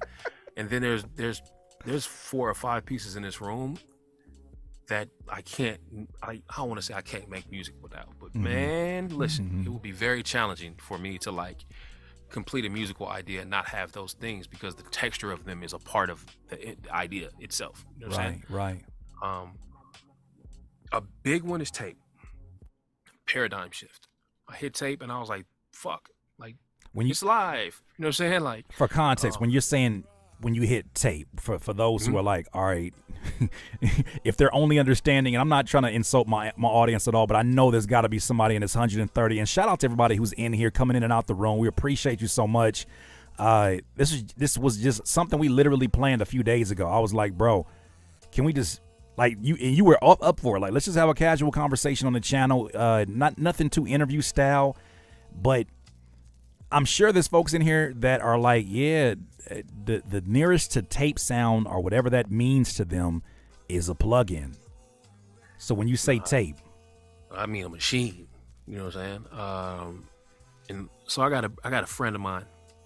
His name was Jug at the time. He changed his name every 6 months. So I have no idea what his name is now. We all got one of those. Yeah, that's my bro, man. Shout out to my bro. He's in China right now. Okay. In Hong Kong. But everybody was SP dudes. We was all making SP beats. It was great. I was making MPC beats, but everybody, the crew, Controllerize gang, was all making SP beats. We was playing our shit. We didn't see Jug for a couple weeks. He came back, started playing beats. I was like, what the fuck you do to your beats, bro? That's what they sound like. And he was like, yeah, man, I've been taking all my drums and recording them shits to tape. He had like a little cassette player. He was just recording drums to the cassette player and play them back in and sample them. And that shit made the world of a difference to me. Like, he was like, I got it. And I was like, you do? That shit is crazy. I'm about to go buy me a goddamn cassette player. You know what I'm saying? So that's one. So it's any general cassette player. Like, I literally, kind of as a way to promote Tape Boy, Tape Boy. And I appreciate you sharing that with your community. One of my first flagship, or the flagship plug-in from Curtis King Plugins, Tape Boy. Absolutely. But when we put it together, one of the promotional things I did was I found on eBay a Talk Boy, which inspired the entire plugin. And I got it, and I was like, all right, take a few pictures, put it up somewhere, right? Then I started looking at some of the input outputs, and I looked at my Symphony desktop by Apogee, and I'm like, yo, but what can I do with this? Started thinking about sound packs, and I started thinking about like vocal stuff, because it had, obviously, the Talk Boy, Peter McAllister, you got it. Like, I'm thinking in that terms or whatever, but you got me really thinking in terms of cassette player or tape player. How basic are we talking, or is that up for creativity? Bro really had a 2-deck cassette player. Wow. And he was just plugged his SP with the RCA plugs, and he probably paid $15 for that shit. I don't know. I wasn't there. But you know what I mean? He plugged them shits in, recorded drums to tape, and then sampled them. Like, that's going to give you something. In my situation, I bought an old TAC 2-track reel-to-reel. That was my first one. That I really was like, you know, I'm using this shit. And I recorded a beat. I did my whole shit normal. And I took the 2-track of that beat and sent it to that reel-to-reel. Okay. I got that reel-to-reel for $200 off of Craigslist. You know what I'm saying? TAC 2300. It's right up there. For anybody curious, you know what I'm saying? You look on Craigslist and see what a TAC, what is it? TAC A2300. Right. Probably $200. I cleaned it up, put a bunch of deoxit on it and shit, got it running pretty decent, got me some tape, hit record, played into it, and was like, this shit sound like what my SP wanted to sound like. That was like the first kind of gateway. I was like, oh no, hell no, I need more of this. So then I bought this Fostex Model 80 was the next one. It was an 8-track joint. So I plugged 8 channels into that motherfucker, started recording into it. And I was like, ooh, this is crazy. I got 8 tracks. All right. But that was still fairly inexpensive. We're approaching like the $600 mark, $600. Okay. So then, you know, me being me, I was like, nah. I hear in this $600 device something that sounds like the records I listen to on my shelf, like the records. Like something in this sounds like, you know, Al Green and Marvin and all these records I'm chopping up. Like something in this sounds like that shit. So what do I got to do to get a real joint? Yeah. I had a 16-track console at the time. And I was like, I'm probably not going to get one of these 24 Trano 2-inch tape joints because they're really expensive. Okay. Like $10,000 type of shit. Okay. But I found a 16-channel 1-inch joint, and it wasn't as expensive. Right. Like not even half as expensive, way cheaper. Probably cheaper than that Aperture you got over there. So I fuck it. Drove my ass to Nashville, picked it up, brought it back to the house. It's a pretty big risk. You know what I'm saying? That's all the money I had to spend at the moment. I want to say you hit me when you was getting ready to go get that. I feel like you might have. Was this around the time we were chopping it up, or was that just another amongst your echelon, or not an echelon, your array of hardware? It's highly likely I hit you. I was excited about this one. I told everybody about this one. It's the same one that's on the cover of Fresh Baked Breaks. Okay. Yeah, I got that joint, got some tape, ran sound through that shit, and was like, stop playing. That's it. I've been waiting for this moment, like type of shit. I had lucked up and found an MPC 3000 not too long before that, and I traded basically all of the gear in my studio that I didn't use at the moment for that 3000, and I started sampling with that into the other joint, and I was like, this is that shit. Like I'm playing in the same sonic space that my heroes was playing. That's gotta be it. See, and Stolen, I need you to. What's the old girl name? Ayana, Fix My Life. Yeah. This is a stolen Fix My Life situation. I'm a hip hop head, bro. Yeah. That's something that I don't care what anybody has, whatever impression upon me. My wife, I'm 38. My wife is 9 years younger than me, right? Mm-hmm. Our musical tastes are very different. We meet in the middle sometimes on a lot of things, but as you imagine, our tastes are different. It's not that she don't like it. It's just that I got to tell stories to really help her understand, like, fully why this is so emotionally strong for me, right? Right. Love her, and I love the fact that we have contrast. It's probably why we get along so well. But a lot of times she's like, yo, I'm gonna put my playlist on. She's like, I don't think I want to play that jazz music today. And I'm like, yo, you're gonna have to chill. Right. But I say that to say that it's a part of my soul that feels like I'm not living in my truth. Because I have a lot of things, and it's funny because my business was the first thing that I had to realize that I was doing too many things in, and I needed to shift, and I needed to focus on one thing. Now it's starting to not only filter itself from me, which I figured out I need to as an individual zone in on what I'm best at. It's trickling down into the music now, Stolen. And I'm at a place now where I'm recognizing it doesn't feed my soul as much as it did one time to say, oh, that's the new sound?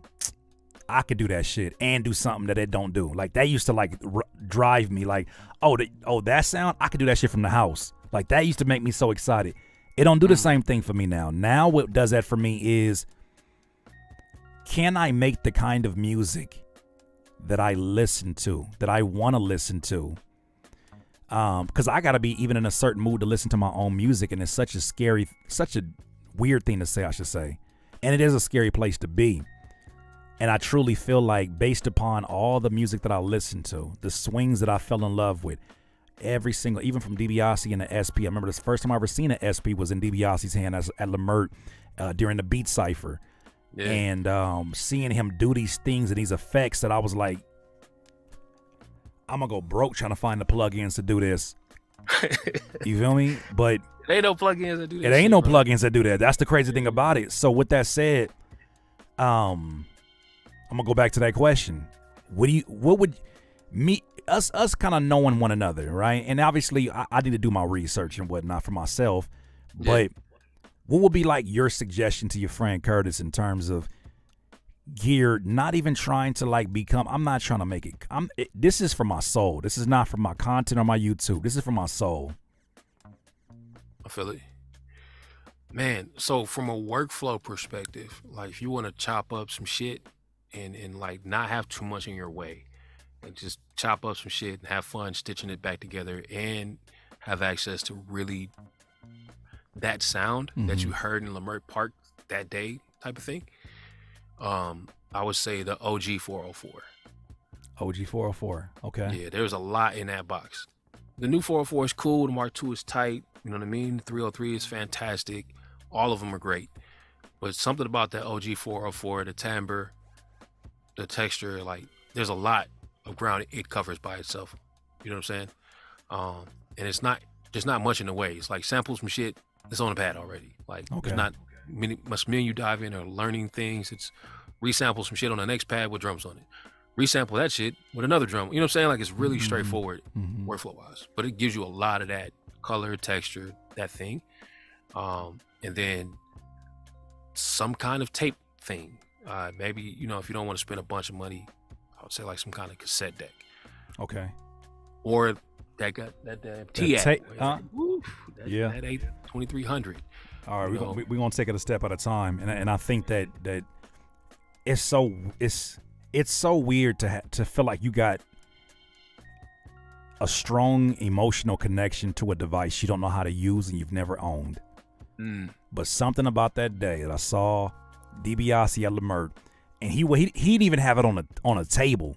He had the SP4, and I remember looking at the name at the bottom of it, like the back of it, like, what is that?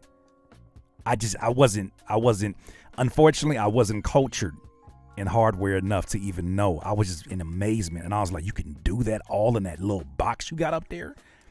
And he, you know, DiBiase, he just like, he's a lot more laid back than what the music sometimes does, and he's just rolling it. He's doing the tape stops and the triplets and all of the stuff, and I just was in amazement. But it keeps finding its way to me, and I feel like that was a word with you suggesting that. So yeah, the OG, like the OG one. So the new one is tight, and I like it. It's like you ever watch a movie like, and it's like the sequel, and if you didn't watch the original, you don't quite get the sequel. Yeah. It's kind of like that for me. So I feel like folks that, you know, if you come into it like, oh, I got the OG 404, like that's gonna give you, okay, I know what it sounds like, I know how it performs, I know what to do with it. Yeah. There's a lot of stuff that it doesn't do, but the stuff that it does do, it does it like a 404 does it. And I know DB, and I'm you know what I'm saying?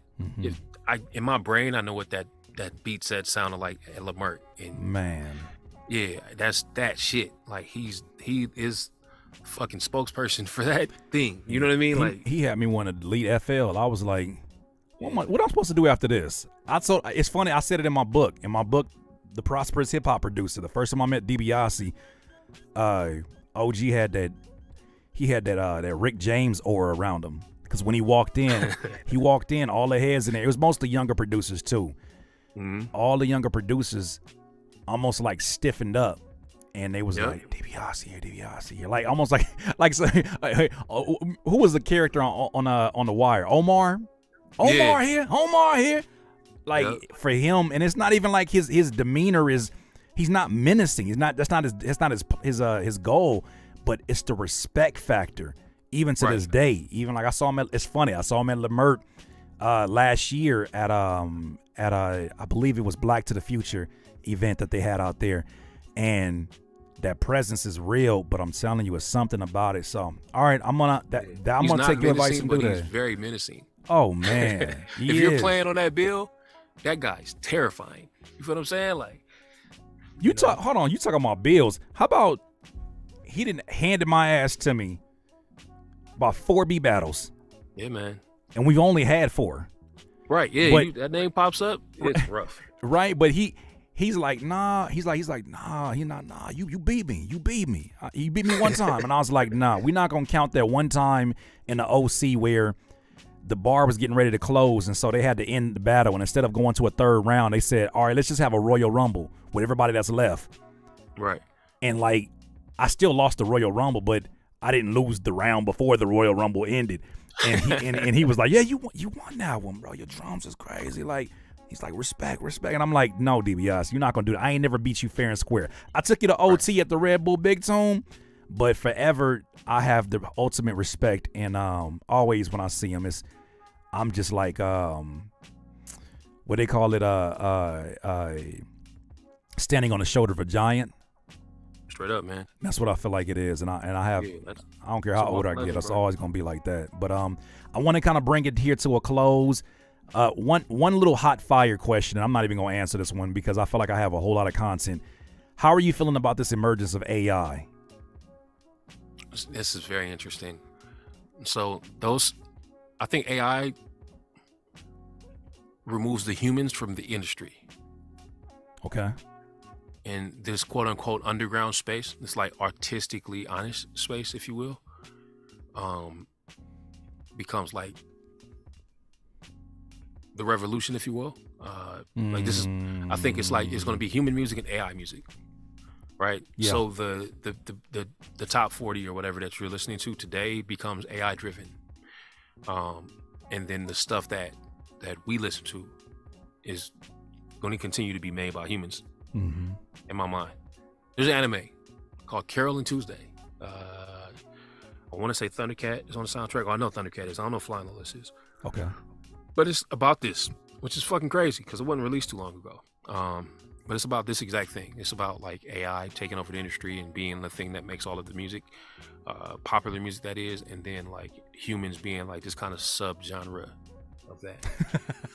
That's so crazy to think. Like my brain is not processing that completely.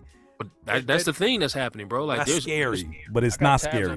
On my Chrome right now, I can open up and be like, make me a beat, and it'll make you a beat. Yeah. You know what I'm saying? And I was fucking with it just because I was interested to see what it was like to do that shit. And it made terrible records, but of course it made beats though. Yeah. And it's only so long before they dial it in and get it right. And it just like, hey, they're gonna be like, hey, you look good. Come here, man. And then they just gonna be like, you're an artist now. And push the AI button and it'll do everything it needs to do and generate the backstory. And bro, you just go out and be that person. Backstory is wild. It is what it is though. Generating a backstory is wild. So what happened was, that's what they do now. And they do, but I'm saying having AI say, no, we can't have you get shot 5 times because what we found out is if we say 4 times and then put another 2, it shows the audience has a different buying habit. You know, and I don't think too much of that is far-fetched. I forget it. I'm going to still give a tidbit because I have feelings about AI and I mix a lot of times, but it's interesting to see now labels seem like they have a very well thought out plan when the artist dies. Facts. A rollout. Absolutely. To say, right? They put that together when they picked them up. Crazy. That's it. We're at that time now. But even the idea of there being like folks who are like, yeah, like, I don't know. Today I'm kind of in the mood for just like some AI shit. I'm not really into that human emotion shit that I want to get into today. See, that's the crazy part. They're I can not see know the difference at all. They're not. Oh, the people are not gonna know the difference. No, it'll be MC blah blah blah, and they'll turn that shit on, and they won't know that shit's a robot until it's exposed as a robot. That's crazy. You know what I'm saying? What? And then it'll be like, oh, that's a robot, man. I don't fuck with that. That shit's AI, bro. That's so crazy. It'll be the next person there on, and they don't know it's a robot until it's exposed. You know what I'm saying? Like, right. What's Then they'll have AI robot superstars too. Like that shit. that's gonna be I already wild. see that coming. But you know what I get encouraged by is realizing that no matter what, human beings will do what human beings do best. And I have this theory that we are, as a society, it may not feel like it, but there's a shift occurring in the way that general society looks at celebrities. We're still in the very infant stages of this, but I have this theory, the TikTok theory, in that TikTok was the first algorithm that said, we don't care if you're a celebrity or not. If you got something that people like, we'll push it out there, we'll test it out, and we'll make you a household name. Now here, you can have 1 million followers. I don't know who this person is. You can have 1 million followers. And when they did that, I feel like a shift occurred to where people started to feel like, why do I give this celebrity so much praise when I could be the next TikTok sensation or things like that? And I think what's going to happen is, as bad as that sounds, it's going to put an emphasis back on the people, as it once was when the greatest philosophers that we quote all the time were amongst the people. Absolutely. Walking amongst the two people. directions too, because you got to think about like you got humans going, oh, this is stupid. Like your celebrity is an idea. Right. Like it's manifest. It's just a thing. Like I like you because what? I watch you because I'm bored and you're what the companies tell me to watch. Right. So people are figuring that out. And they're going like, okay, I don't have to do that. I can read a book or listen to some shit I want to listen to, or like do something that actually gives me joy and shit. Facts. And then at the same time, you got the label going like, oh, I don't have to deal with a human. Yeah, and they will never expire. Right. Oh shit, I don't have to deal with your shit. I can just fucking push the button and you'll do what oh fuck, you're fired. Everybody's fired. Just give me robots. Like that's a no-brainer. The second is like, oh, I don't have to deal with any bullshit. I keep all of the money. And fired. Everybody's fired. But you know what, Stolen? I say the flip side of it, and this is where some people may think I'm being a contrarian or I'm too pro-independent. There's folks who believe that's a thing, but here's where I say good, because you've been treating human beings like AI, and taking the thing that they're the most passionate about, wearing their dreams on their shoulders. And because you have a mastery of monetization and business, and you come from a different way of operating these things, you take advantage of people who are passionate and truly love their craft.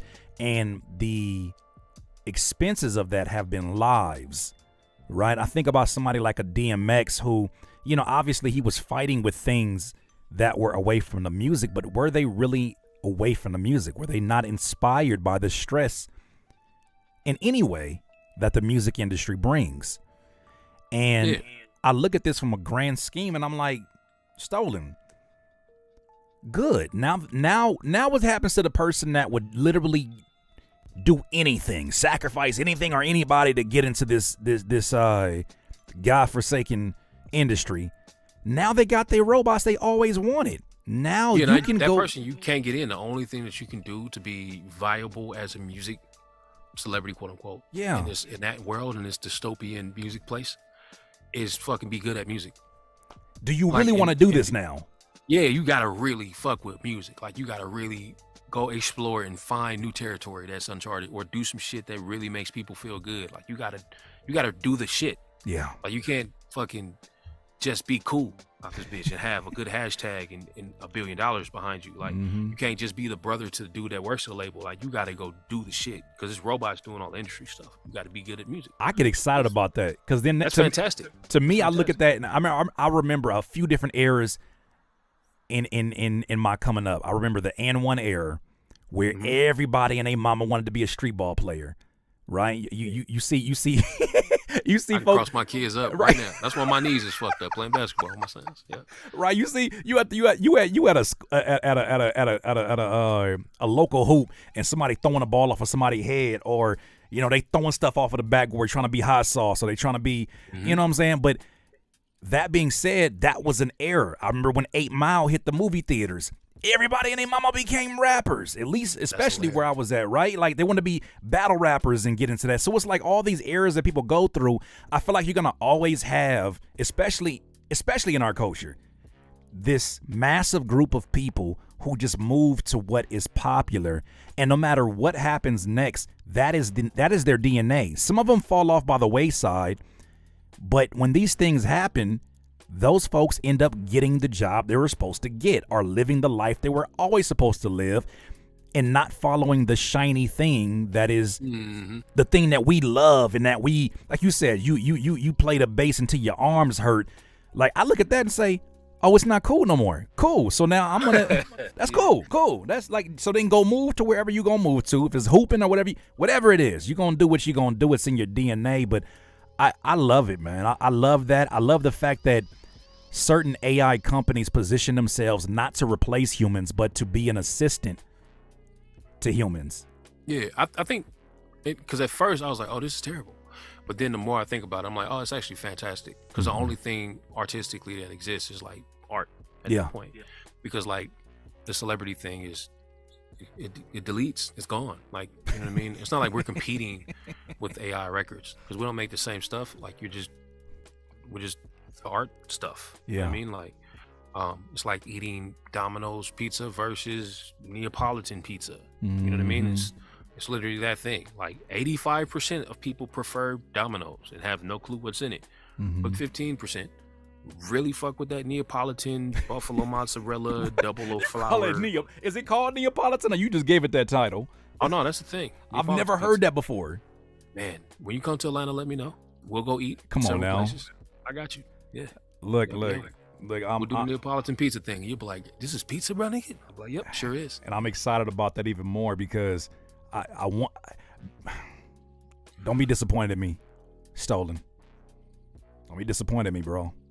What, you about to tell me you fuck with Domino's? I like Domino's. Nah, not even that, bro. You know, I've been a pescatarian, vegetarian for 10 years. Okay. And I'm finna break that this Friday. We got a stream on Friday. It's called Freaky Friday.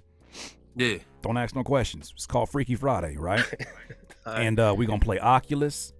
And I'm gonna eat some chicken for the first time in 10 years from Wingstop. Okay. And I need that.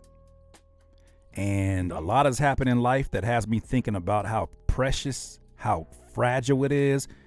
And I just got to a point where it's like, it was never for me about the animals. It was never for me about, like, and shout out to Peter, you know what I'm saying? Ain't nothing wrong with protecting the animals. I get that. Right. But I'm at a place now, bro, where I'm just like, I want to live out the rest of my life how I want to live out the rest of my life.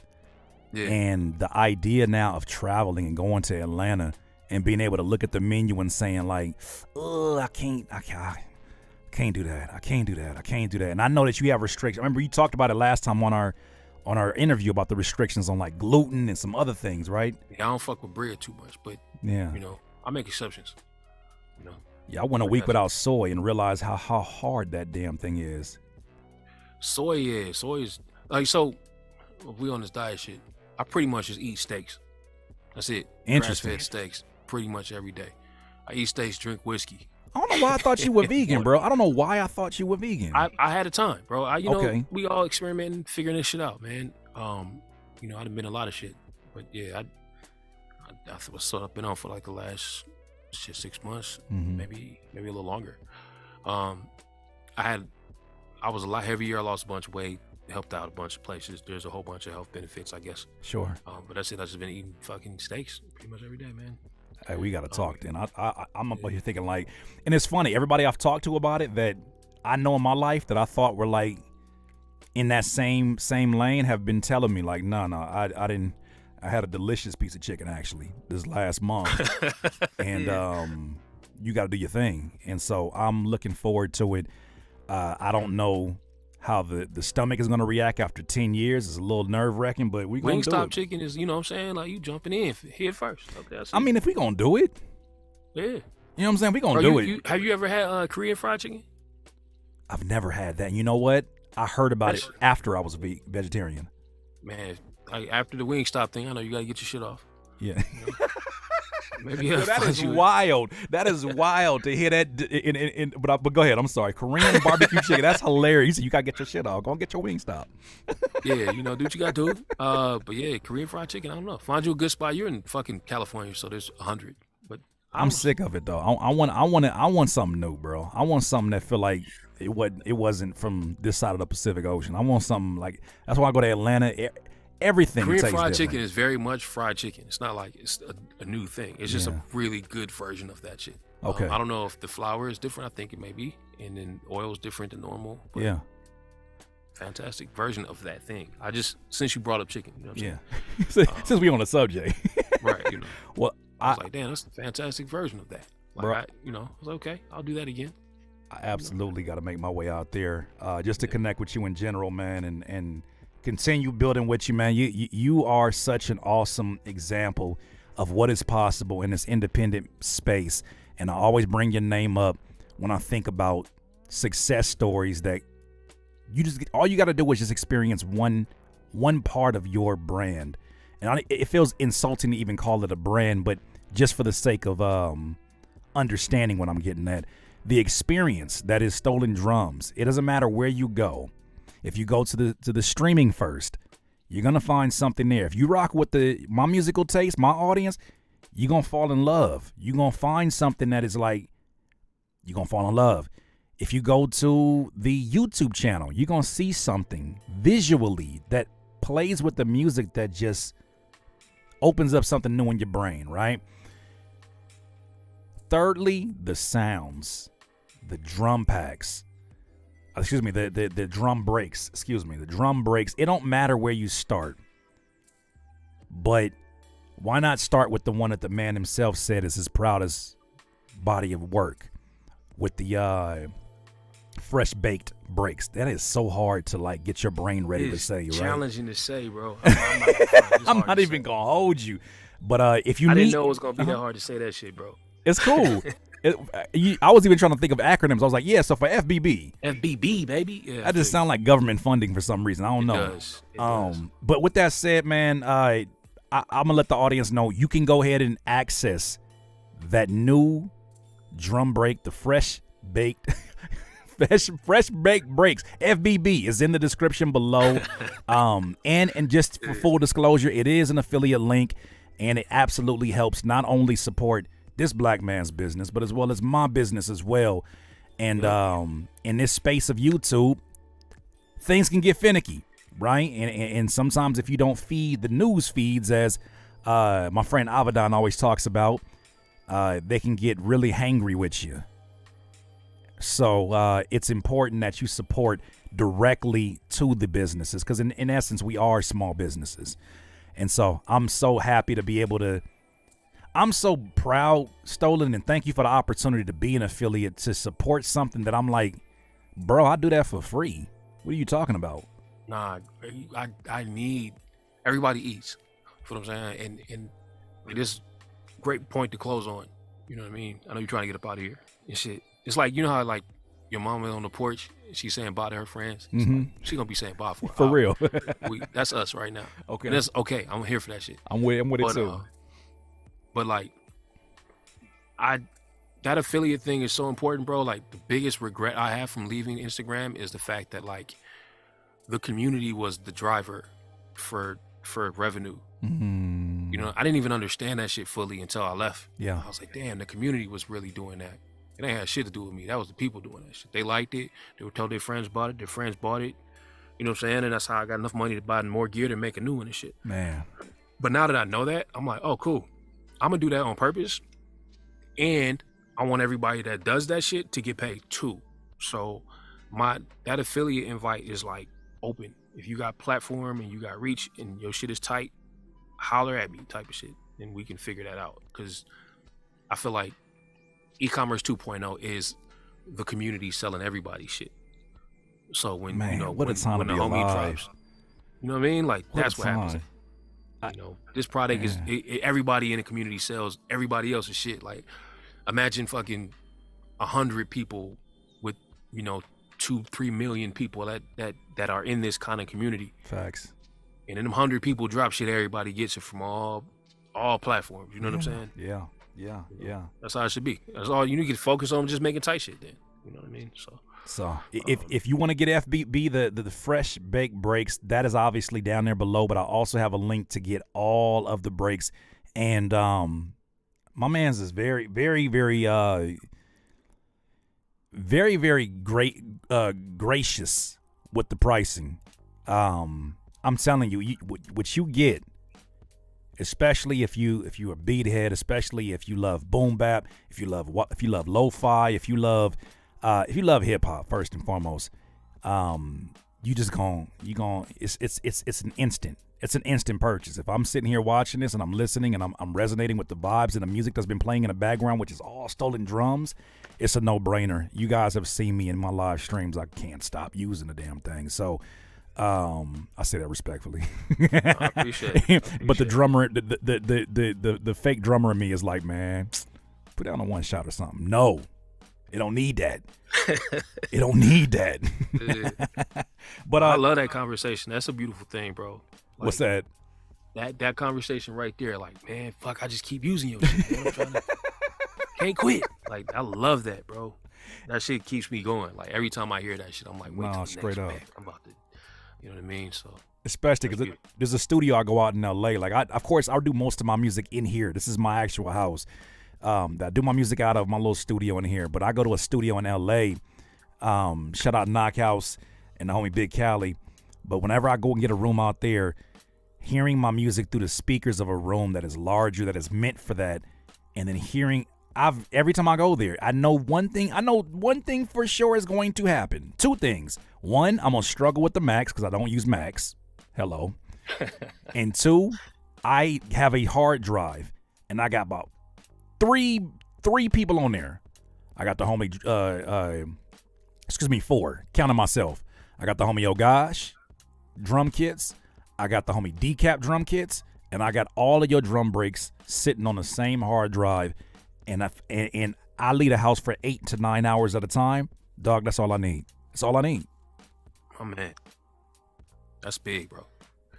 So absolutely take advantage of that. Yo, Stolen, where can they find you? And then leave us with something that inspired you over the past few weeks that you just thought was some ill shit that you want to share with us.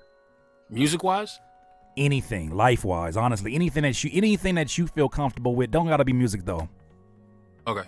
You can find me STLNDRMS.com, or anywhere else on the internet. You just type in Stolen Drums.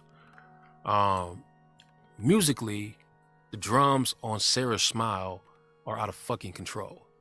And they recorded them all. I read an article that they recorded them drums with SM57s. They're like $100 microphone. So they recorded that whole drum kit with SM57s, and I love that fucking drum sound. That shit is tight. So that's that. Sarah Smile is a record from, I want to say, Hall & Oates. Yeah, Hall & Oates. That record is tight. I know, like, that's some old man shit. Whatever, I don't care. I'm not making. Look, the older I get, the more I understand that not giving a shit that my grandfather had. I was like, where you get that from? Right. Yeah, that's grown ass man energy. That's what that shit is.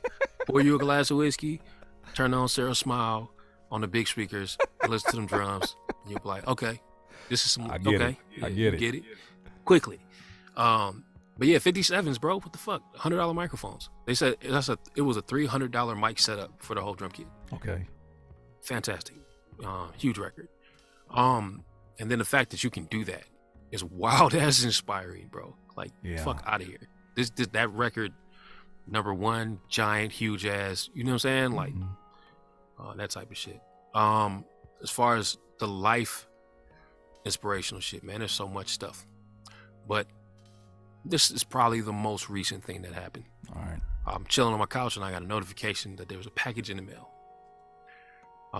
Package comes from Tokyo.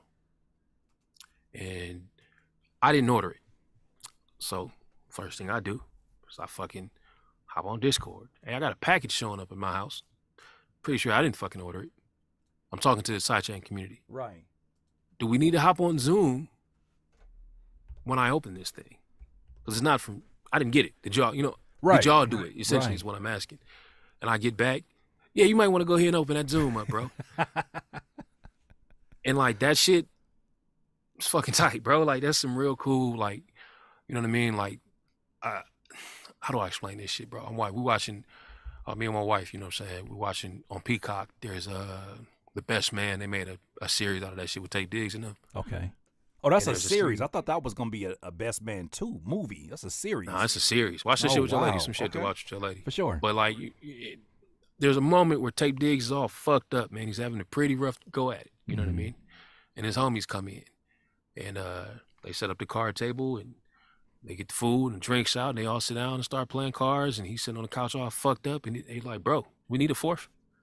And he got his ass up off that couch, and they sat down and started talking shit, and playing and laughing. You know what I mean? And that was kind of one of the moments, bro. I'm like, damn, man, I ain't even, you know what I'm saying? Yeah. That's some tight shit. Motherfuckers really just give a fuck about you and do shit to prove it. You know what I Right. mean?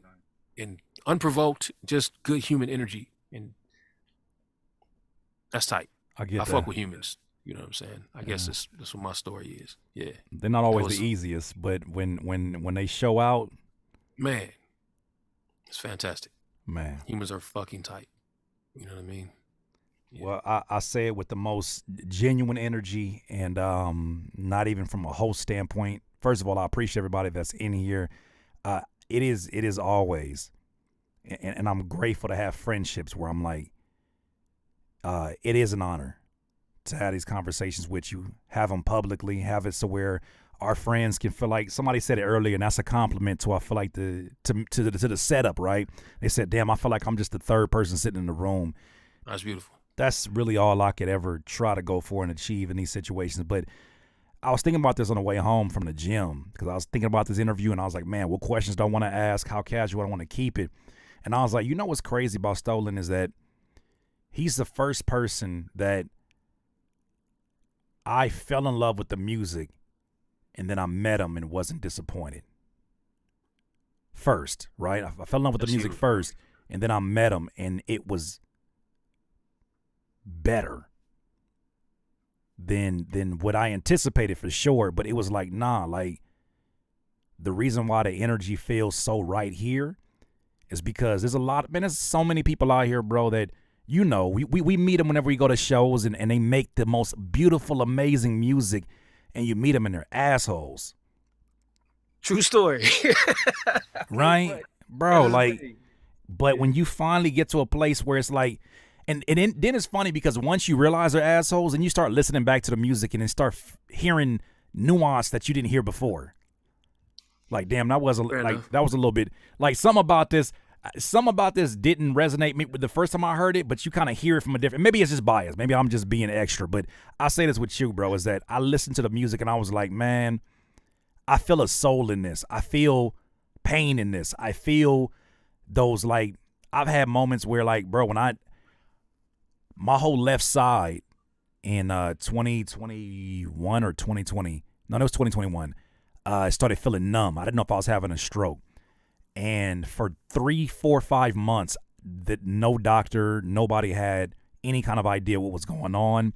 They tested my heart. They tested for, you know, mobility and stroke and all of this stuff for, you know, just the signs. No signs. And I remember the day that I finally went to one of, like, the nerve doctors, and he told me that it's in your head. It's stress that's doing this to you. First thing I heard was footwork, and I didn't put it on, but it came on, and I listened to that, and I was like, bro, this sounds like the sky's opening up and getting the answer. I remember that same day I drove home to Best Buy, I bought an Oculus, and then, you know what I'm saying, that was, the rest is history. But I say that to say, like, your music really does fucking do that, man. And I know people tell you, I'm pretty sure they tell you all the time, but I from the soul, I appreciate what you do. And to be able to meet you and build with you, build a brotherhood with you, and for you to really be that, that's some shit that, man, you can't pay for. And so I appreciate our friendship. I appreciate even the opportunity for us to chop it up here. I'm not old shit, and I appreciate you, Stolen. That's all I wanted to say. No, likewise, bro. I greatly appreciate you as well, man. That shit means a lot to me. For real, for real. Absolutely. Well, ladies and gentlemen, thank you so much for joining us here today. We're going to go ahead and end this out. Yeah, those who are watching the replay, don't forget to go get those drum breaks sitting inside the description. If you need more reference, I got reviews that I've done before of this brother's drum kits, And I'm telling you, once you start hearing just even the samples, if you're into that sound like we are here, it's not even a thing. You're not even gonna ask the question. And then when you see the prices, you're gonna be like, yeah, I need a few of them things. I need all of them. Love to my DIYers. Love to Sidechain Society. Y'all are extended family, and I'm gonna get in there, bro. I'm gonna get in there and mingle with y'all, man. I need to experience one of these half a day Zoom sessions. Man, you gotta pull up, bro. I gotta pull up to the barbershop. Late tomorrow. Please do. We be in there doing the nerd shit, bro. Like you can't. I don't know where else you can do that at. I've never in my life had that experience where I could just be like, "Yep, I'm gonna be a fucking weird, nerdy nerd." Yeah. Talk about this music shit and this life shit and the whole shebang, and it all just be relevant and everybody get it. So pull up, man. Talk about goofy ass dumb shit too. It's just it's a bunch of dudes hanging out, being us, man. It's us. I love it, man. Well, thank you, Stolen Drum, and thank you everybody here that's been watching. We greatly appreciate you. Be productive, be safe, and I'll talk to you soon. All right, peace out, my man.